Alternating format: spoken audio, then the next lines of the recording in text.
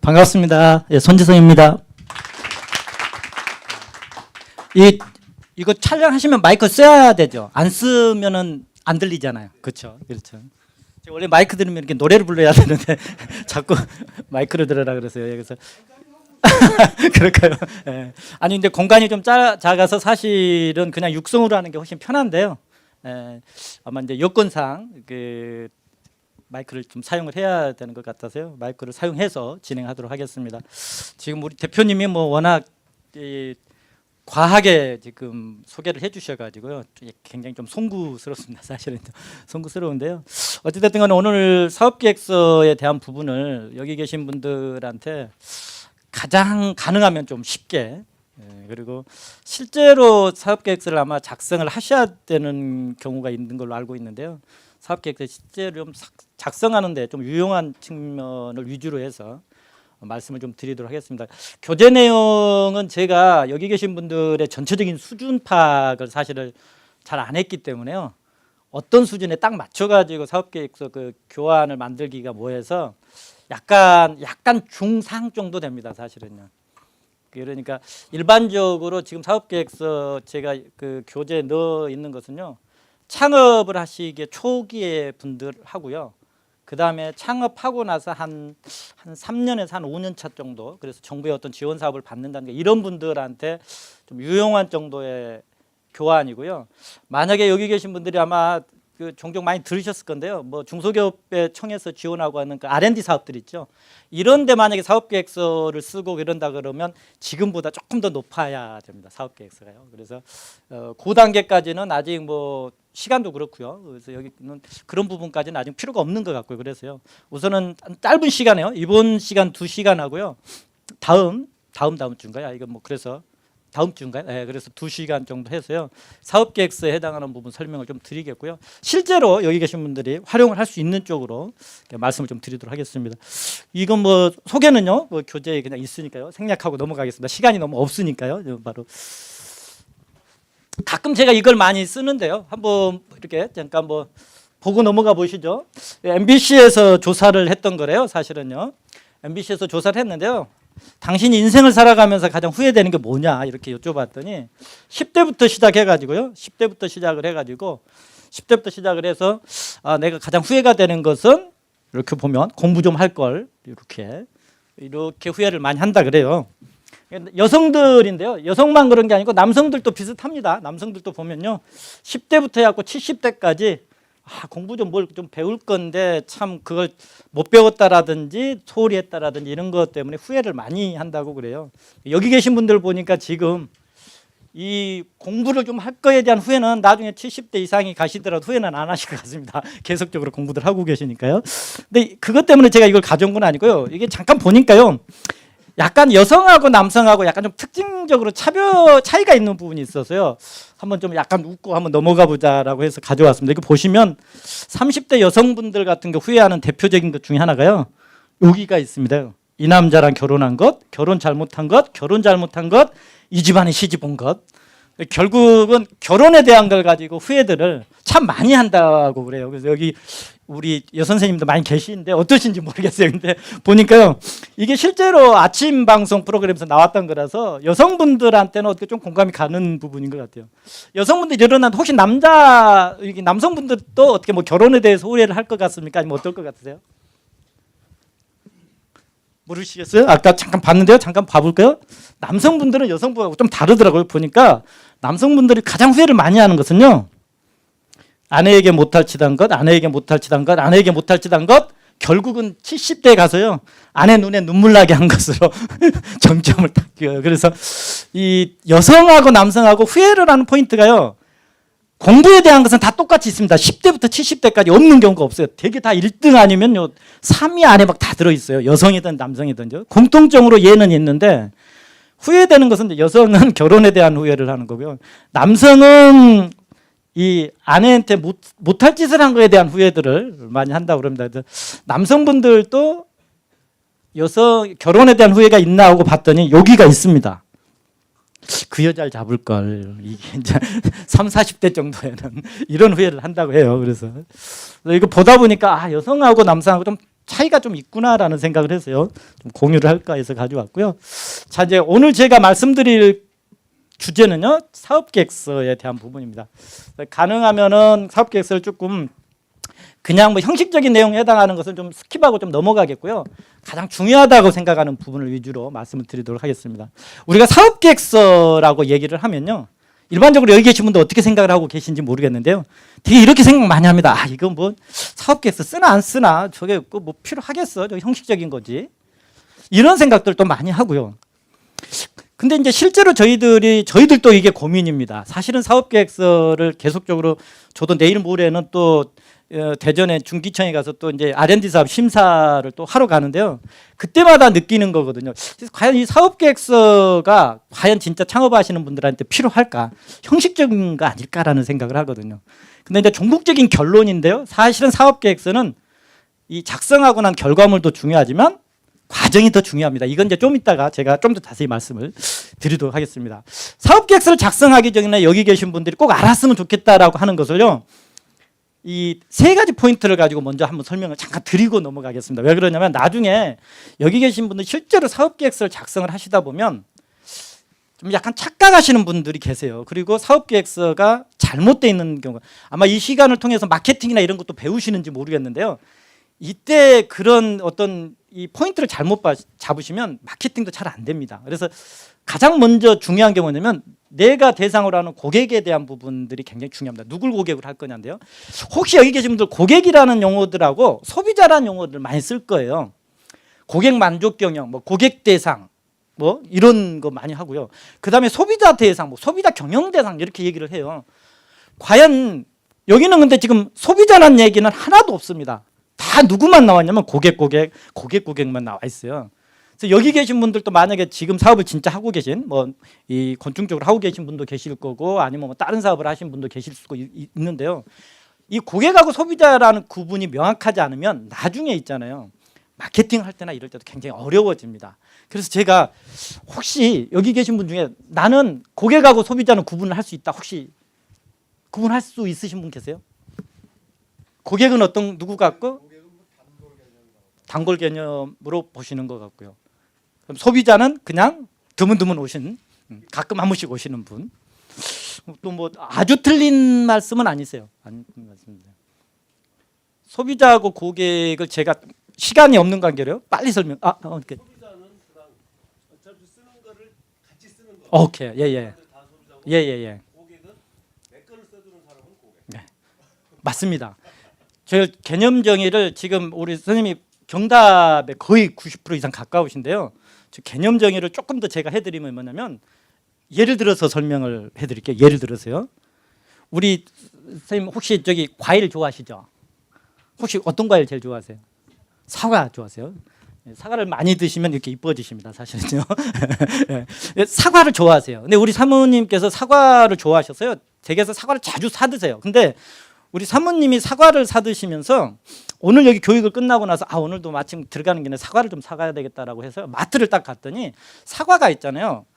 사과 한 종류만 있으면 그냥 탁 사갖고 갔는데 마침 봤더니 사과가 3명이서 이렇게 사과를 재배를 해가지고 판매를 하고 있어요.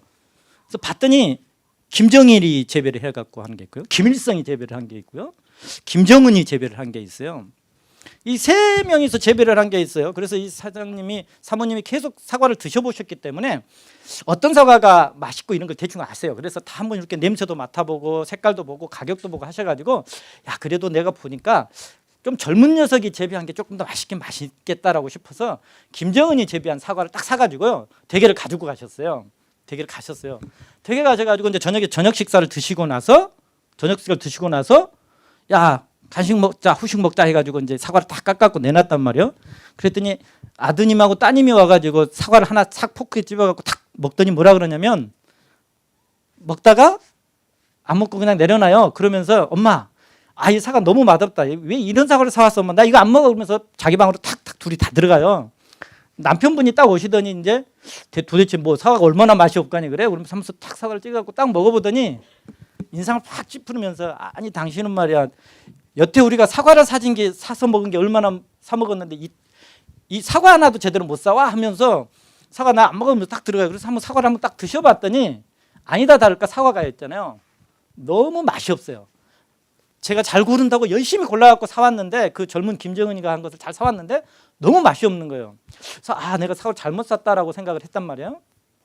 근데 이제 그걸 가서 뭐 바꾸기도 뭐하고 그래서 대충 이제 그걸 처리를 했어요. 그리고 한 일주일이 지나고 나서 또 이제 사과를 좋아하시니까 또 사과를 사러 갔어요. 마침 사과를 사러 갔더니 지난주에 샀던 거하고 똑같이 김일성이가 재배한 사과가 있고 김정은이 재배한 사과가 있고 또 뭐 지금 김정일이가 재배한 사과 그 세 명이 재배한 사과가 똑같이 있어요. 만약에 우리 이 사모님이 가서 저번에 김정은 사과 사갖고 와갖고 별로 맛이 없어갖고 그랬잖아요. 혹시 김정은 사과를 다시 살 확률은 어느 정도 되세요? 거의 없으실 것 같으세요? 네.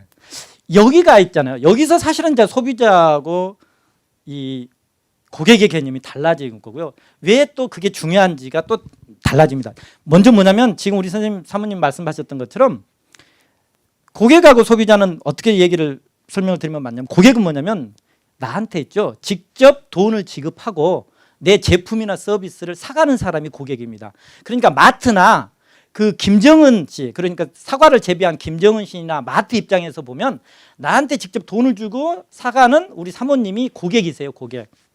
근데 열심히 사가지고 댁에 가셨더니 자제분들하고 남편분은 사실은 사지도 않으셨어요. 근데 그걸 사과를 드시면서 이제 품평회를 하기 시작한 거 맛있니, 맛없니. 근데 이분들은 뭐냐면 직접적으로 사오지는 않으셨지만 그 사온 사과를 함께 드시는 그러니까 향유하시는 분들이에요. 이분들은 뭐라고 하냐면 소비자라고 합니다. 그래서 아까 우리 선생님 말씀하시는 게 맞는 거죠. 뭐냐면 기본적으로 나한테 그 우리가 만약에 곤충학교를 한다든 뭘 하실 때 했을 때 내 서비스나 내 상품을 직접 내 돈을 주고 구입하는 사람이 고객이 되는 거고요. 그 다음에 그렇지 않고 내 것을 쓰는 사람을 소비자라고 합니다. 그런데 우리 사모님 같은 경우는 이제 명확하게 아까 자녀분이나 남편분은 소비자라는 게 명확해졌어요. 우리 사모님은 고객이라고 그랬단 말이에요. 근데 우리 사모님은 또 사과를 안 드시는 건 아니잖아요. 그러니까 우리 사모님은 소비자이면서 고객이 되는 거죠. 본인이 직접 사기도 하지만 드시기도 하시는 거기 때문에. 근데 이게 이제 왜 중요하냐면요. 고객과 소비자가 누군지를 명확하지 않으면 사업 나중에 비즈니스 모델 자체를 정립을 못 하세요. 특히 이제 여기 계신 분들은 그냥 나중에 이런 곤충학교나 이런 걸 가지고 예를 들어서 무슨 서비스를 한다든지 프로그램, 체험 프로그램을 한다든지 아니면 어떤 제품을 갖다가 판매를 한다든지 이러니까 어떻게 보면 크게 고민을 안 해도 될 수도 있지만 요즘에 사업 아이템 중에 상당 부분이 뭐가 많냐면 앱이라든지 이런 걸 가지고 하는 건데 젊은 친구들 있죠. 스마트폰 앱이라든가 이런 경우 있어요. 이런 경우에 소비자하고 고객을 잘못 정해버리면 비즈니스 모델 자체도 전혀 엉망이 되는 거고요. 나중에 뭐 마케팅도 전혀 안 돼요. 하나만 말씀을 다시 한번 들어보면 사과 가지고 설명을 좀 드렸었는데 만약에 예를 들어서 여기 계신 분들이 스마트폰이나 아니면 인터넷이나 이런 걸 이용하시면서 네이버에 가서 검색을 하신다든가 다음에 가서 뭐 검색을 하신다든가 이런 걸 하시면서 뭐 거기서 뭐 이메일도 보내시기도 하고 뭐 뉴스 같은 거 보기도 하시고 뭐 연애 프로 뭐또 보시도 하고 블로그도 만들어서 쓰시는 분도 계실 건데 혹시 그런 포털 사이트 있죠. 네이버나 다음 같은 경우를 이용하시면서 그 네이버나 다음에 사용료를 주고 계신 분 혹시 계세요? 없죠. 그냥 인터넷 요금만 주든지 이렇게 주는 거지 네이버한테 뭐 돈을 낸 사람 없으실 거 아니에요. 그러면 네이버 사장님은 여러분들은 네이버 사장님 입장에서 보면요. 여러분들은 고객은 아니에요. 네이버를 이용하시더라도 다 누구냐면 소비자들이에요. 그냥 돈은 안 냈고 그냥 사용하고 있는 거죠. 네이버 사장님이나 이런 사람 입장에서 보면은 자기의 주요한 고객은 누구냐면 광고주죠. 광고주입니다. 근데 그 광고주가 왜 네이버에 와갖고 많이 할 거예요? 소비자들이 많이 놀고 있기 때문에 그렇습니다. 우리가 많이 우리나라의 네이버의 사용자가 거의 한 70% 이상이 네이버를 이용하고 있기 때문에 네이버에다가 광고를 해야지 우리가 수익을 많이 창출할 수 있겠구나 해서 오는 거예요. 그것은 뭐냐면 소비자가 많이 있기 때문에 그렇습니다. 그런데요. 우리가 소비자고 고객을 왜 이렇게 나누는 게 중요하기도 하고 이해를 잘해야 되냐면 예전에는 대가족이고 핵가족이고 이럴 때는 그래도요. 할아버지 할머니도 계시고 어머님 아버님도 계시고 이런단 말이에요. 그러면 저희 어머니가 예를 들어서 시장을 보러 간다 그러면 할아버지 할머니를 모시고 사니까요. 예전 대가족 세대는 뭐 하는 거냐면 야 우리 아버님이 과일 중에서는 뭘 좋아하시니까 어떤 과일을 사가지고 가야 되겠다. 예를 들어서 또 뭐 생선은 뭘 좋아하시니까 뭐 어떤 생선 사가겠다. 이렇게 하고 생각을 해서 사가요. 누구를 생각하고 사는 거냐면 소비자를 생각하고 사시는 거예요. 당신은 고객인데 고객이 누구 생각을 하냐면 자기 사는 거에 대한 것을 누구의 지금 지배를 좀 받고 있냐면 소비자의 지배를 받아요. 근데 이게 왜 중요하냐면 혹시 여기 계시면 특히 나중에 곤충과에 관련해서요.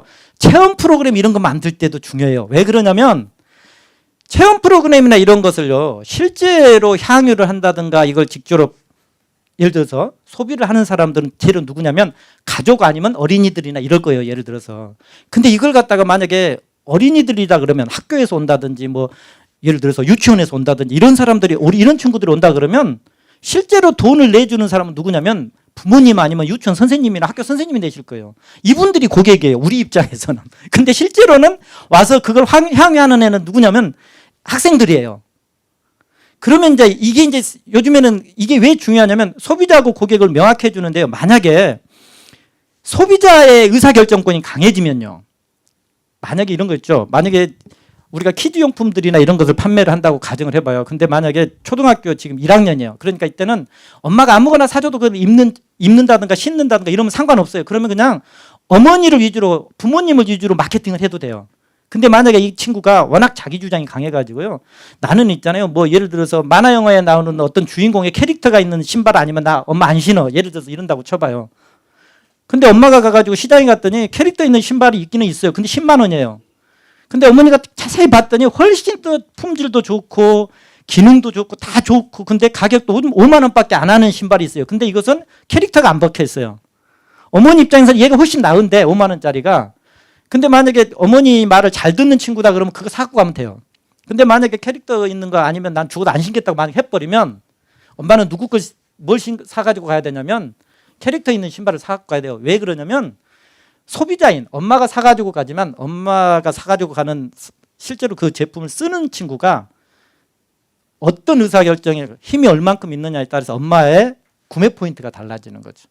그렇기 때문에 우리가 프로그램을 만들 때도 학생들이나 이게 실제로 참여하는 애들을 즐겁게 해갖고 쟤들을 만족을 시켜주는 게 물론 당연히 좋은데요. 그런 데에 가미를 해서 직접 돈을 지급하고 있는 이 고객의 입장. 그러니까 부모님 입장에서 사실은 어떤 측면이 있을까라는 것도 고민을 많이 해보셔야 돼요. 사실 체험 프로그램은 제가 이거 기농기총반이나 이런 이게 농업인대학이나 지금도 가서 그 얘기를 많이 하는데요. 사실은 그러다 보니까 프로그램들이나 이 체험 프로그램 만든다면 단순히 그냥 야 애들만 재밌게 만들어 놓으면 오겠지라고 생각을 하는데요. 재밌게 만들어 놓으면 오겠지는 한 번이에요. 한 번. 한 번 옵니다. 한 번. 근데 만약에 그 프로그램 안에가 돈을 직접 내는 학교 유치원이라든지 학교 선생님이라든지 아니면 학부모한테 어필이 되면 자주 올 수도 있고 소개도 해줄 수도 있어요. 근데 그런 방법들은 이제 여러 가지 방법들이 있겠지만 가장 활용할 수 있는 방법 중 하나는 뭐냐면 학교 교과 과정이나 이런 거하고 약간 연계를 시켜주는 것도 한 방법이에요. 그러면 뭐가 되냐면 학부모들이 아 단순히 놀기만 하는 게 아니구나라는 걸 느끼게 되죠. 교육도 효과가 있고 그런 거죠. 그래서 사업계획서를 쓰기 전에 먼저 생각하는 게 뭐야 되냐면 우리 고객이 누군가라는 걸 생각을 해야 되는데요. 고객이라고 하는 것은 나한테 직접 돈이나 서비스를 주는 친구다라는 거죠. 일단 그걸 생각을 하는 거예요. 그 다음에 이제 이게 이제 고객에 대한 명확한 정의예요. 그래서 고객을 먼저 생각을 하셔야 되고요. 누구인지에 대한 부분. 그리고 나서요. 이 컨셉이라고 하는 것을 또 이제 똑같이 여기 계신 분들이 만약에 한 30명 정도 계신데요. 여기 계신 분들이 전부 다가 만약에 곤충 관련 이렇게 농업 쪽에서 곤충 쪽으로 해서 사업을 하신다고 가정을 한번 해보죠. 그러면 지나가는 분들이 여기 30분들한테 다 여쭤봐요. 혹시 어떤 일 하세요? 그러면 제가 곤충 관련해서 지금 일을 하고 있습니다. 여기도 여쭤보고 여기도 다 여쭤봤더니 다 곤충이에요. 그러면 아이템은 곤충종 아이템을 가지고 사업을 하고 계신구나 이렇게 할 수 있어요. 만약에 여기 계신 분들한테 뭐 하세요? 저희 치킨집 합니다. 뭐 하세요? 치킨집 합니다. 여기서 치킨집 합니다. 치킨집 다 치킨집이에요. 치킨집 하세요. 근데 우리가 물어보죠. 치킨집인데 어떤 치킨집 하세요? 컨셉이 뭐예요? 라고 물어보면 이제 그 집마다 뭔가 컨셉이 있어야 돼요. 다 곤충집 하면 여기 30명이 다 곤충하고 있으면은 곤충이라고 하는 아이템, 사업 아이템을 가지고 있는 건 맞는데 본인만의 컨셉들이 없으면 시장에서 살아남을 수가 없어요. 그래서 그 컨셉을 갖추는 게 중요해요. 제가 여러분들이 이해하기 굉장히 쉽게 한번 이 컨셉을 예를 들어보면요. 그냥 좀 전에 치킨 말씀을 드렸으니까 치킨으로 한번 예를 들면 우리나라 치킨 브랜드 대형 프랜차이즈 중에서 어떤 브랜드는 이렇게 선전을 하는 데가 있어요. 예를 들어서요. 우리는 올리브유로 튀겨서 건강한 치킨입니다. 이렇게 선전하는 데가 있어요. 어디예요? BBQ에서 이렇게 합니다. BBQ에서는 우리는 치킨을 기름을 뭘로 튀기냐면 올리브로 튀기기 때문에 건강한 치킨이다. 이렇게 거기는 뭘로 컨셉을 하는 거냐면 올리브로 튀겨서 건강한 치킨이다. 다른 데하고 우리는 그런 거에서 비교가 된다, 차별화된다라고 포인트를 설명해요. 그게 컨셉이에요, 걔들은요. 그런데 있잖아요. 어떤 데서는 있죠. 우리는 한 마리를 시키면 두 마리를 줍니다. 이렇게 저렴합니다. 가격이 쌉니다라고 주장을 하는 데가 있어요.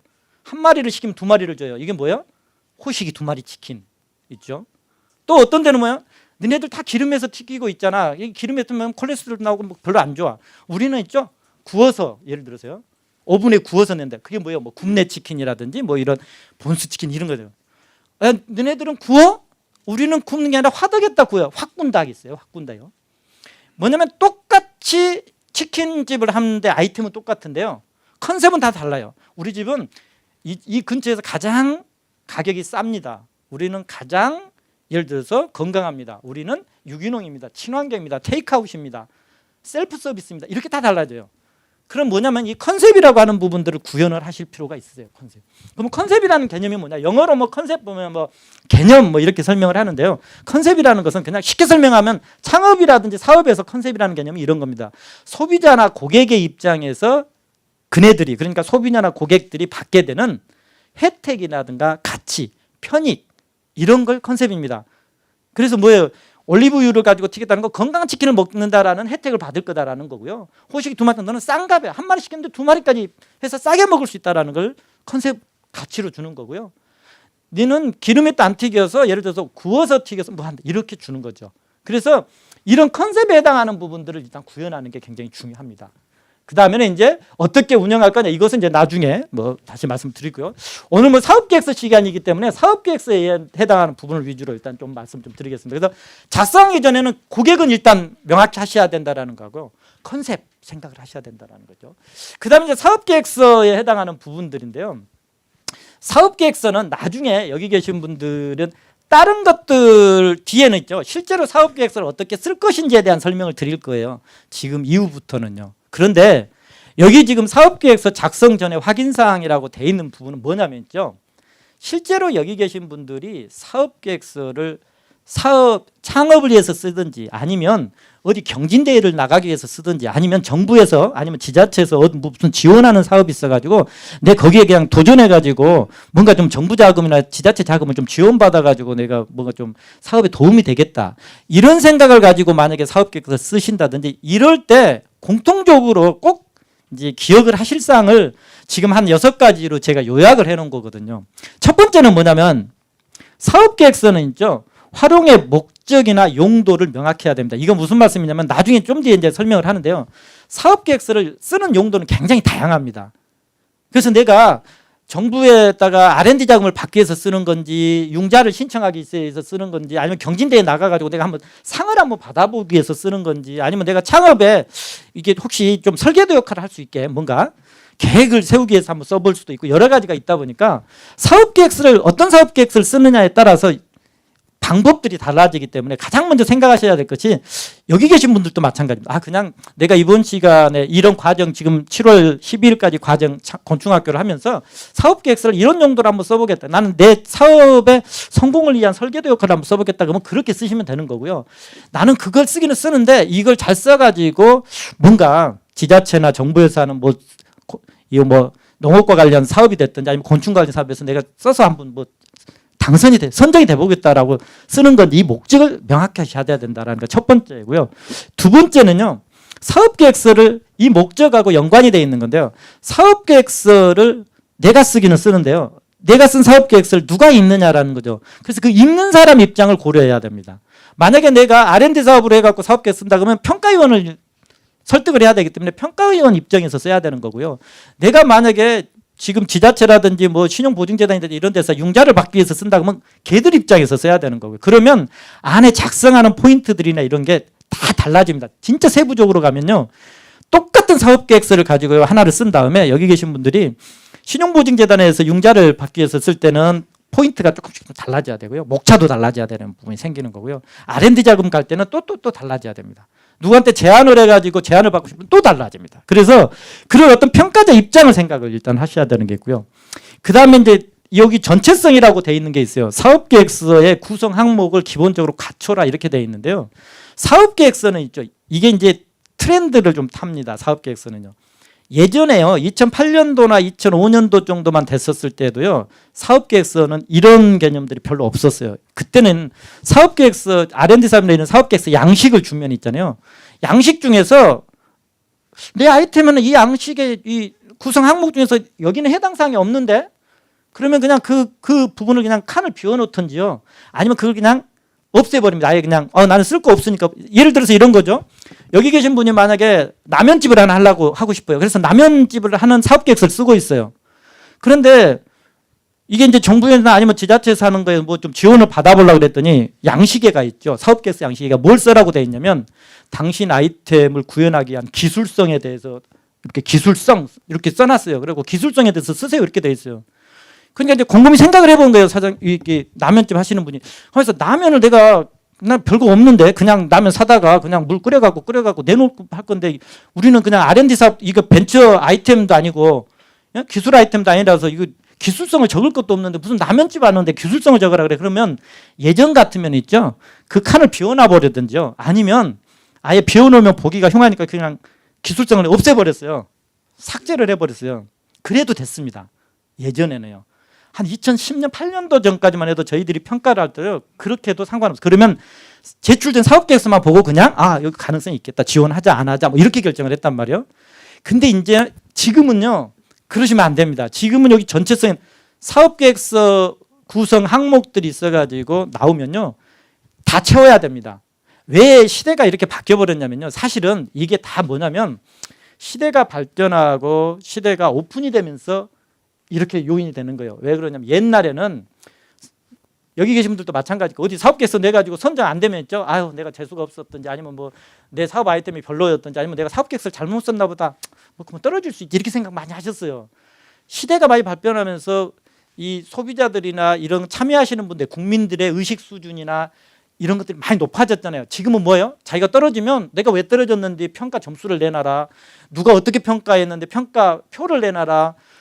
이게 굉장히 많아졌어요.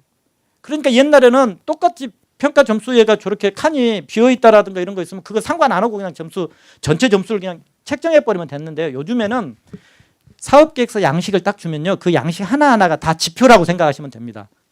지표라고 생각하시면 돼요. 만약에 창업 동기 1번 창업 동기에 대해서 쓰세요. 2번 뭐 창업팀이나 창업자를 소개하세요. 3번 아이템의 개요에 대해서 설명하세요. 4번 마케팅에 대해서 설명하세요. 5번 제품이나 서비스에 대해서 설명하세요. 뭐 6번 시장에 대해서 설명하세요. 뭐 이렇게 만약에 써져 있다 그러면 그 항목 하나가 다 뭐라고 생각하시면 되냐면요.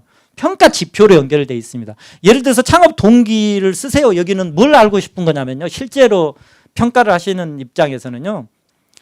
창업의 동기하고 그 밑에 보면 창업자의 소개라든가 전문성 요거 있어요. 이건 뭔 것을 모든 대부분의 사업계획서가 이 항목이 있는 것은 다 뭘 평가하게 한 거냐면 이 사람이 창업자로서 아니면 기업가로서 마인드가 있는지를 보려고 그러는 거예요. 기업가 정신이 있는지. 그냥 단순히 지나가다가 나는 그냥 라면집 한번 해봐야지. 나는 건축사업 한번 해봐야지. 이렇게 하시는 분인지 실제로 이 건축사업이 됐더니 라면집을 하기 위해서 뭔가를 준비도 하고 공부도 하고 뭐 이런 활동들을 하고 또 그동안에 기업가 정신이라든지 창업 마인드를 이렇게 채워왔는지 이걸 보는 거예요. 그래서 항목에 이렇게 돼 있어요. 창업자 마인드 및 기업가 정신. 그래갖고 점수 10점 예를 들어서 이렇게 돼 있어요. 근데 만약에 창업 동기를 써라. 만약에 창업자 설명해라 했는데 그걸 비워놔 버렸어요. 아무것도 안 썼어요. 그냥 그러면 있잖아요. 점수를 줄 수가 없어요. 옛날에는 전체 사업계획서를 봐가지고 있죠. 창업 기업자 정신이나 마인드는 이 정도 쓰셨으면 있었지 뭐 이렇게 줘버렸단 말이에요. 근데 지금은 있잖아요. 그게 없으면 점수를 줄 수가 없어요. 왜요? 사람들이 있잖아요. 이제 하도 이런 경진대회라든지 뭐 지원을 많이 하다 보니까요. 만약에 곤충 관련해 가지고 만약에 정부에서 지원한다 그러면 아마 여기 계신 분들 다 쓰실 거예요. 사업계획서. 그러면 서로 나 혼자만 잘 쓰게 해서 사시는 분 별로 없어요. 서로 막 공유해요. 막 그래 양식도 공유하고 막 다 공유. 그래갖고 있죠. 거의 비슷하게 여기 30명이 다 신청해서 들어와요. 그런데 사업계획서를 심사를 하는 입장에서 보면 옛날에는 편차가 컸기 때문에 그냥 아무렇게나 해도 어필하는 사람이 요즘에는 어필을 너무 많이 해요. 그러니까 그 사업계획서 항목마다 그걸 다 지표로 만들었어요. 그래서 요즘에는 사업계획서를 양식을 준다라고 하게 되면 뭐라고 생각하시면 되냐면요. 그 양식에 있는 지표마다 항목마다 다 평가 지표다라고 생각을 하셔야 돼요. 그래서 칸을 치워야 돼요. 그러면 예를 들어서 내가 라면집을 하는데 라면집을 기술성을 적어라 그러면 어떻게 적냐? 예를 들어서 여기에 기술성은 사실은 뭐 어떤 것을 의미하냐면요. 그냥 지금 벤처라든가 이런 어떤 기술 아이템을 설명을 해라는 얘기가 아니라 당신의 라면 아이템을 어떻게 끓여서 이것을 고객이나 소비자가 실제로 먹을 수 있는 단계까지 내놓는 거에 대한 부분까지를 설명해라 이거예요. 쉽게 설명은. 이걸 조금 더 용어를 조금 더 고차원적으로 설명하면 테크니컬하게 기술에 대한 부분 설명을 하고 생산은 또 설명을 해라라는 거예요. 생산도 설명해라. 그래서 만약에 기술이 전혀 없는 거다 그러면 생산만 설명하면 돼요. 라면은 우리는 물을 몇 도에서 끓인 다음에요. 몇 분 정도 끓인 다음에 3분 정도 끓인 다음에 그때 라면을 넣고 뭐 계란을 넣고 뭘 넣고 뭘 해가 가지고 예를 들어서 몇 분을 더 끓인 다음에 고객 앞에 내놓습니다. 요걸 거기다 써놓으면 돼요. 기술성이라고 설명되어 있는 거예요. 이 말은 무슨 말이냐면 우리가 사업계획서에 보면 항목의 전체성에 대한 각자를 다 맞춰줘야 넣어줘야 된다는 거죠. 이걸 안 넣으면 안 됩니다. 예를 들어서 예전에는 있죠. 재무계획이라든가 이런 걸 쓰기가 어려우니까요. 양식을 주면 재무 쪽에 해당하는 것도 비워놓고 신청하신 분도 많았어요. 그래도 있잖아요. 보통 점수 줬어요. 이건 뭐 재무계획 안 써도 그냥 뭐 한 10점 만점에 그래도 한 4.5점은 줘야지 절반 정도는. 근데 있잖아요. 지금은 아예 안 써져 있잖아요. 그럼 0점이에요. 그냥 줄 수가 없어요. 근데 만약에 거기다 쓰기는 썼는데 나는 잘 몰라갖고요. 그냥 막 틀리게 써줬어요. 예를 들어서. 그럼 그 사람은 있죠. 안 쓴 사람보다는 점수가 높을 수밖에 없어요. 안 쓴 사람은 아예 줄 근거가 없는 거고요. 그래서 사업계획서 양식이 제공돼 있으면 구성 항목 간에요. 다 채우셔야 된다는 거고요. 그 다음에 사업계획서 전체가 일관성이 있어야 되는 건 당연한 거고요. 그 다음에 이제 여기 계신 분들 사업계획서 쓸 때 가능하면 있죠. 가능하면 사업계획서는 개조식으로 쓰는 게 좋습니다. 개조식이라는 용어가 좀 어려울 수 있는데 이게 뭐냐면 우리 그냥 메모식으로 쓴다고 생각하십니다. 메모식으로 쓴다. 예를 들어서 건축 사업의 현황은 이렇고 저쩌고 씁니다. 이렇게 산문으로 해갖고 막 편지 쓰듯이 쓰라는 얘기가 아니고요. 그냥 건축 산업의 현황 하고 나서 뭐 국내 현황 2번 뭐 이렇게 해외 현황, 그래서 국내 현황은 뭐 어떻게 하고 간단하게 어떤 책을 읽으신다든가 아니면 어디 교육을 받으신다 할 때 메모하시잖아요. 지금 여기 그 교재에다 이렇게 메모하시는 것처럼 그렇게 해가지고 사업계획서를 쓰시는 게 가장 좋고요.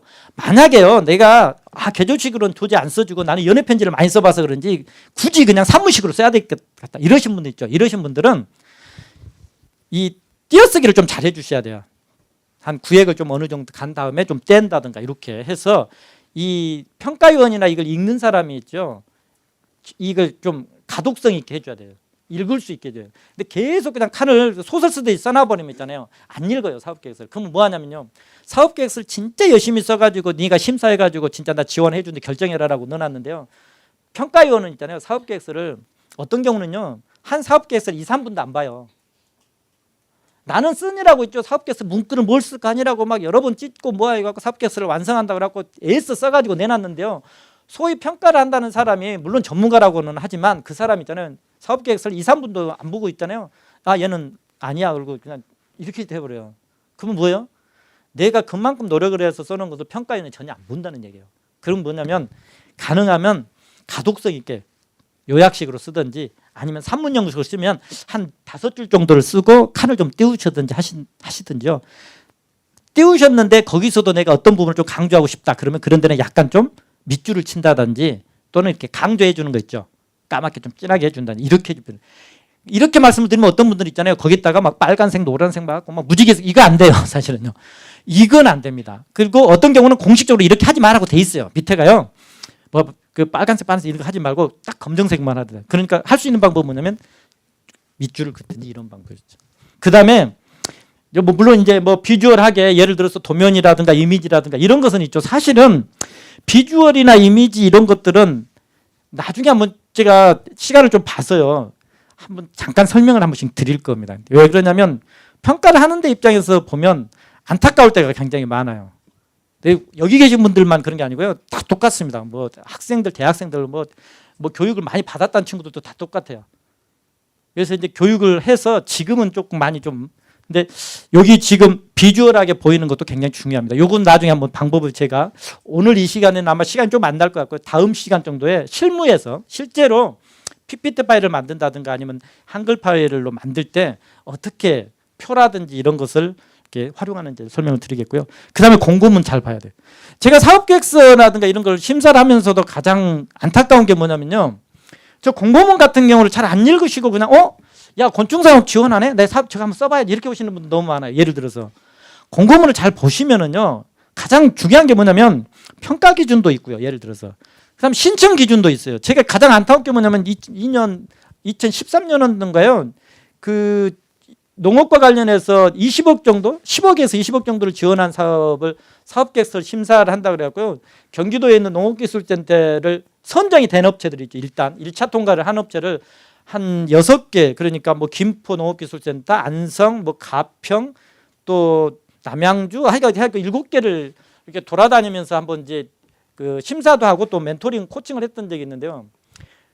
대표적으로 그걸 이제 경기도에서는 선정이 됐기 때문에 어디로 올리는 거냐면 농식품부에 이제 올리는 거거든요. 최종적으로. 그래서 이제 한 번 더 점검을 한다 그래가지고 경기도에서 한번 좀 이제 점검해달라 그래갖고 가서 이제 이렇게 함께 그 농업기술원의 그 직원분하고 함께 이렇게 다녔는데요. 7개 업체를 다니는데 2개 농업기술센터에서요. 그 사업계획서를 쓴 분도 마찬가지고요. 그걸 이제 그걸 계속 이렇게 이끌고 다니고 있는 농업기술센터의 그 공무원 직원도 그걸 미처 모르죠. 뭐냐면 이게 여기에 신청 요건을 안 보셨어요. 신청 요건에 뭐라고 돼 있냐면 그때 기억을 해보면요. 신청 요건에 관련 그 예를 들어서 딸기면 딸기, 뭐 블루베리 농가가 되다 이런 농가들에 해당하는 농가의 그 멤버 수가 반드시 있잖아요. 13명인가 15명 이상이어야 된다고 딱 돼 있어요. 사업 그 공고문회가. 근데 있잖아요. 7개 중에서 2개 안성하고 어디하고요? 2개가 있잖아요. 13명, 15명이 안 돼 있어요. 뒤에 첨부돼 있는 서류에 보면 있잖아요. 한 7, 8명밖에 없어요. 그래서 공고문 갖고 와서 공고문을 보여주면서 이것부터 만든. 그래서 그때 이제 뭐 부랴부랴 이제 멤버 넣어가지고 신청 요건을 맞춰요. 이런 것들은요. 제가 시간 나면 제가 실제로 제가 실패한 적도 있어요. 제가요 너무 그냥 당연하다고 생각해가지고요. 이건 당연히 신청 요건에 이분들은 갖춰져 있겠지 생각을 해가지고 제가 코칭도 하고 멘토링도 다 해가지고 신청을 넣었는데요. 신청 넣고 나서 있잖아요. 서류 심사도 들어가지도 못하고 떨어져서 나왔다고 그 사장님 전화 주셨어요. 그런 경험이 있습니다. 저도요. 초창기에요. 그 이유가 뭐냐면 신청 요건에 해당하는 부분에서 해당 요건을 못 채운 거예요. 여기 계신 분들도 공고문 확인 참 잘하셔야 됩니다. 공고문 한번 잘하셔야 됩니다. 그래서 요건 이제 나중에 요건 뭐 생각해요. 그래서 사업계획서라는 게 뭐냐라고 하면 일상적으로 있죠. 어떤 흩어져 있는 사업에 대한 구상들이나 생각들이나 이런 것을요. 사업계획서라고 하는 하나의 어떤 틀, 문서에다가 정리를 한 것을 우리가 흔히 사업계획서라고 합니다. 사업계획서는 개념적인 부분인 건데요. 근데 이제 아까도 말씀드렸지만요. 사업계획서를 들어가기 전에 사업계획서를 우리가 단순히 형식 요건이다 뭐 이런 생각들 많이 하신다고 말씀을 드렸었는데 과연 진짜로 사업계획서가 필요한가가 이제 의문이죠. 사실은 저도 사실은 이게 의문이었습니다. 사업계획서를 이렇게 강의도 하고 멘토링도 하고 심사도 하고 하지만요. 사업계획서가 여기 계신 분들한테 한번 여쭤볼게요. 나는 사업계획서가 진짜 필요하다고 생각한다. 나는 사업계획서 별로 안 필요한 것 같다. 한 분 계신 거고요. 우리 사장님은 구색을 맞춰주기 위해서 지금 일부러 그러신 것 같은데 여튼 있잖아요. 이 사업계획서 시간에 사업계획서가 필요하냐 안 필요하냐 물어본 게 진짜로 의문이죠. 진짜로요. 이게 필요하지 않다면 이거 강의를 할 필요가 없죠. 굳이 이거 왜 합니까? 이 사업계획서 굉장히 쓰기 어렵습니다. 제가 경기도의 농업기술 그 곤충 사업 관련해 가지고 경기도에 지금 구축하고 있는 그것 관련해 가지고 사업계획서를 제가 경기도하고 함께해서 썼었거든요. 그때 50억 지원한 거 있었죠. 그 제가 지금 사업계획서 있습니다. 근데 그걸 썼는데 그때도 마찬가지거든요. 사업계획서 과연 필요할까 이런 거거든요. 근데 지금 보니까 사업계획서를 필요하다라고 하는 분이 대부분이고 이제 한 분 정도 안 필요하다라고 했는데요. 한 가지 예를 드리고 나서 다시 여쭤볼게요. 만약에 있잖아요. 여러분들 방송이나 이런 거 보다 보면 뭐 장충동에 뭐 족발 무교동에 뭐 낙지 뭐 할머니, 또 어디에 보면 욕쟁이 할머니, 막 이런 할머니들이나 이런 분들이 막 사업에 막 성공하셨어요. 창업에. 과연 그분들이 있잖아요. 창업을 하실 때 사업 계획서를 쓰고 창업을 해갖고 저분들이 성공했었을까? 예를 들어서 만약에 욕쟁이 할머니가요, 야, 나 사업을 한번 해봐야 되겠다. 욕쟁이 할머니 컨셉을 한번 해야 되겠어. 내가 어려서부터 욕을 많이 했으니까 욕을 활용해가지고 내가 한번 컨셉화해서, 그래서 내가 욕쟁이 할머니 컨셉으로 한번 사업을 해보자. 자, 만약에 그럼 이제 메뉴는 뭘로 할까? 아, 콩나물국밥을 하자. 뭐 예를 들어서. 그래서 이제 했어요. 그러고 나서 욕쟁이 할머니 컨셉이잖아요. 다른 데하고 달리 아주 거기는 차별화돼 있어요. 그래서 만약에 고객들이나 이런 친구들이 들어오면 어떤 욕을 할까?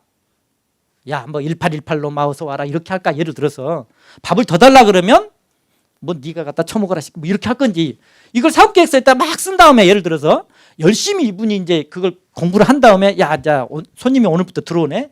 자, 이제 들어오는 타임이 됐을 때 들어오면은 뭐라고 해야 돼요? 야, 이놈의 새끼야 어서 와라. 뭐 이렇게 과연 이분이 사업계획서를 쓰고 나서 창업을 해서 성공을 하셨을까? 어떻게 생각하세요?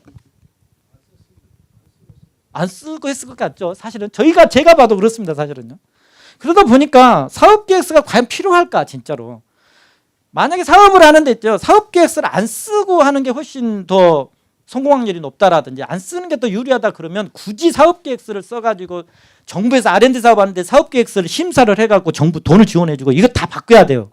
그렇죠? 사업계획서 뭐 필요도 없는 사업계획서 왜 괜히 고생하게 만든 다음에 예를 들어 지원을 할 필요가 있는, 사업계획서 필요가 없을 수가 있거든요. 사실은요. 근데 이제 진짜로 있죠. 이것을 우린 이제 세계적으로 유명한 대학, 그러면 여기 계신 분 다 뭐 하버드니 뭐 예일이니 뭐 옥스퍼드니, 근데 진짜 창업이나 이런 쪽에서 굉장히 세계적으로 탑 3위 안에 드는 대학 중에 하나가요, 미국의 밥슨 대학이라는 데가 있습니다. 그래서 미국에 있는 밥슨 대학에서요 창업 교육을 많이 해요. 기업가정신 교육도 하고요. 근데 이 밥슨 대학에서 진짜로요 어떤 조사를 했었냐면요, 이걸 조사를 했어요. 1985년부터요 2003년까지 밥슨 대학을 졸업해갖고 나가서 창업에 성공한 동문들을 대상으로 해가지고요 조사를 합니다. 어떤 조사를 했냐면, 당신이 창업을 해가지고 우리 학교를 빛내주고 미국도 뭐 빛내주고 이렇게 해갖고 굉장히 고맙습니다. 근데 당신의 후배들을 우리가 가르치려다 보니까 사업계획서가 진짜 이게 작성할 필요가 있었는지 잘 모르겠다. 그래서 한번 네가 성실하게 한번 답변을 해주라라고 해갖고 조사를 합니다. 그래서 밥슨 대학을 졸업해서 성공한 이제 선배분들한테 조사를 했어요. 당신 사업계획서를 써서 성공했습니까? 아니면 안 써서 성공했습니까? 라고 해갖고 물었어요. 그랬더니 답변이 나왔어요. 그러면 어떻게 나왔을 것 같아요? 사업계획서를 나는 써서 성공했다라는 분이 더 많았을 것이다. 한 분, 두 분, 세 분, 네 분 정도, 다섯 분 정도. 나는 사업계획서를 안 썼는데 성공했다. 이분이 더 많았을 것이다. 눈치 많으세요? 눈치. 실제로요, 조사를 했는데 어떤 결과가 나왔냐면요, 나는 사업계획서를 써서 성공했다. 이 인원수가 몇 프로가 나왔냐면요, 45%가 나왔어요. 나는 사업계획서를 썼습니다. 45%. 나는 사업계획서를 안 썼는데 성공했습니다. 47%가 나왔어요. 나머지는 뭐 무효 뭐 이렇게 된 거예요. 그러면 잘 보세요. 써서 성공했다 45%, 안 써서 성공했다 47%. 이건 이제 오차 범위 내에 있기는 하지만 써서 성공했다 45%는 안 써서 성공했다 47%다 그러면 굳이 사업계획서를 쓰고 사업할 필요가 없죠. 왜냐하면 퍼센트에서도 지고도 있지만 오차를 많이 한다고 하더라도 안 써도 된다는 얘기가 되는 거죠. 그래서 이 밥슨 대학에서요 안 써서 성공했다는 47%한테 부가 질문을 해요. 그럼 당신은 사업계획서를 전혀 안 쓰고 있죠. 어느 날 갑자기 나는 오늘 곤충 관련해 갖고 창업이나 한번 해볼까? 나는 오늘 갑자기 핸드폰 만드는 거 한번 사업 한번 해볼까? 나 오늘 갑자기 라면집 한번 해보고 싶어 해갖고 그냥 아무 생각 없이 사업계획에 대한 것들, 생각 구상에 대한 것도 전혀 생각도 안 해보고 어느 날 갑자기 이제 창업을 했냐? 아니면 네가 가지고 있는 사업에 대한 생각들이나 구상들은 어떻게 한번 생각을 해봤냐라고 물어봤더니 이 47%에 나는 사업계획서를 안 썼습니다라고 답변을 했던 분들이 뭐라고 답변했냐면, 나는 사업계획서 1. 창업 동기, 2. 제품 및 서비스, 3. 뭐 마케팅 계획, 4번 재무 계획, 이렇게 해가지고 이렇게 딱 경영화되어 있는 사업계획서는 안 썼다라는 얘기예요. 다만 그런데 나는 그런 사업계획서는 안 썼지만 사업에 대한 구상들은 나는 했다. 예를 들어서 야, 경쟁업체 햄버거는 저런 햄버거니까 나는 저거하고 다른 햄버거를 만들기 위해서 어떤 친환경 뭘 해야 되겠다, 모양을 어떻게 해야 되겠다, 뭐 인테리어를 어떻게 해야 되겠다, 거기에 소요되는 재료를 어디에서 구입해 와야 돼, 이런 것들이 있잖아요. 이분들은 그것들을 메모지에다가 메모를 한 친구도 있고요, 일기장에다 계속 써간 친구도 있고요, 그 다음에 또 친구들끼리 이메일이라든지 이런 거 뭐 문자를 통해서 계속 이렇게 그것을 상의하면서 아이템을 구상한 친구도 있고 이렇게 했다는 거예요. 그러니까 결론은 뭐냐, 구체적으로 우리가 그냥 사업계획서, 여기 계신 분들이 나중에 사업계획서 쓰면 양식을 가지고 쓰든지 이렇게 주면 목차부터 막 나와 있는 이런 사업계획서, 정해져 있는 사업, 정형 사업계획서는 안 썼지만 내가 사업에 대해서 필요한 부분들, 이런 사업에 대한 구상들은 다 메모지 형식으로 썼든지 아니면 뭐 꼭 형식적인 요건은 갖추지 않았지만 그런 생각을 했다라는 거죠. 그래서 밥순대학에서 결론을 내린 게 뭐였냐면요, 사업계획서는 반드시 필요하다. 왜? 사업에 대한 구상들은 반드시 본인이 생각을 해봐야 되기 때문에. 그래서 이 밥순대학교에서 결론을 내렸었는데요, 밥순대학교에서 결론 내린 건 뭐냐면 사업계획서는 결과물로서도 굉장히 중요하지만 가장 중요한 건 뭐냐면 쓰는 과정이다라는 거죠. 과정. 그래서 그게 메모지 형식으로 쓰든지 이메일로 쓰든지 그냥 뭐 화장실에서 냅킨에다가 그냥 쓰시든지 아니면은 뭐 시간 날 때마다 여러분들 핸드폰에다가 그냥 한번 메모지에다가 핸드폰 메모에다가 한 번씩 이렇게 생각을 해보든지, 이것들도 다 사업계획서라는 거예요, 사실은요. 그래서 결과물로서도 중요하지만 뭘로 중요하다는 거, 쓰는 과정이 더 훨씬 중요하다라는 거죠. 그래서 사업계획서는 꼭 무슨 뭐 목차부터 해갖고 이렇게 안 쓰시더라도 본인 사업에 대한 컨셉이라든가 대상 고객이 뭐라든가 어떤 제품을 팔 거라든지 또 이런 것들 꼭 써봐셔야 되고요. 그래서 사업계획서를 쓰는 거, 아이디어, 창업에 대한 아이디어가 됐든 이런 것을 사업계획서라고 문서화해서 딱 해보는 것은 왜 중요하냐면요, 아직 시제품도 안 만들어보고 다 안 만들었지만 가장 비용도 적게 들고요, 가장 쉽게 시제품도 안 만들어 본 상태에서 소비자들이나 내 사업계획서를 보는 사람들한테 내 상품이나 제품을 소개할 수 있는 가장 저렴한 시제품이다라고 생각을 하시면 됩니다. 뭐 적게는 막 1억부터 시작해서 막 20억, 30억도 있고요. 사업하기 한 5년차 뭐 남짓 정도 되시면 한 2억 한에서 한 3억 사이, 한 4억 요 정도 사이를 하는데 이제 지원을 해요. 근데 이것은 제가 출연금을 지원받아갖고 이 마커펜을 새로운 걸 한번 개발해보고 싶습니다 해갖고 2억 지원해 주세요 사업계획서를 넣어가지고 선정이 되면은요 2억을 만약에 지원을 해줘요. 그래갖고 이걸 제가 개발을 해요. 개발을 했는데 개발을 해갖고 성공을 하게 되면, 개발을 해갖고 성공했다는 얘기는 개발을 성공했다는 얘기가 아니라요, 개발을 해서 시장에서 판매도 되고 어느 정도 그렇게 되면 무상으로 지원받지만 2억 3억을 무상으로 지원받지만 성공을 하게 되면 나중에 기술료라 그래갖고 한 10에서 20%를 이렇게 상환을 해야 돼요. 근데 만약에 이걸 해라고 했는데 2억 받아갖고 만약에 실패했다 그러면 안 갚아도 돼요.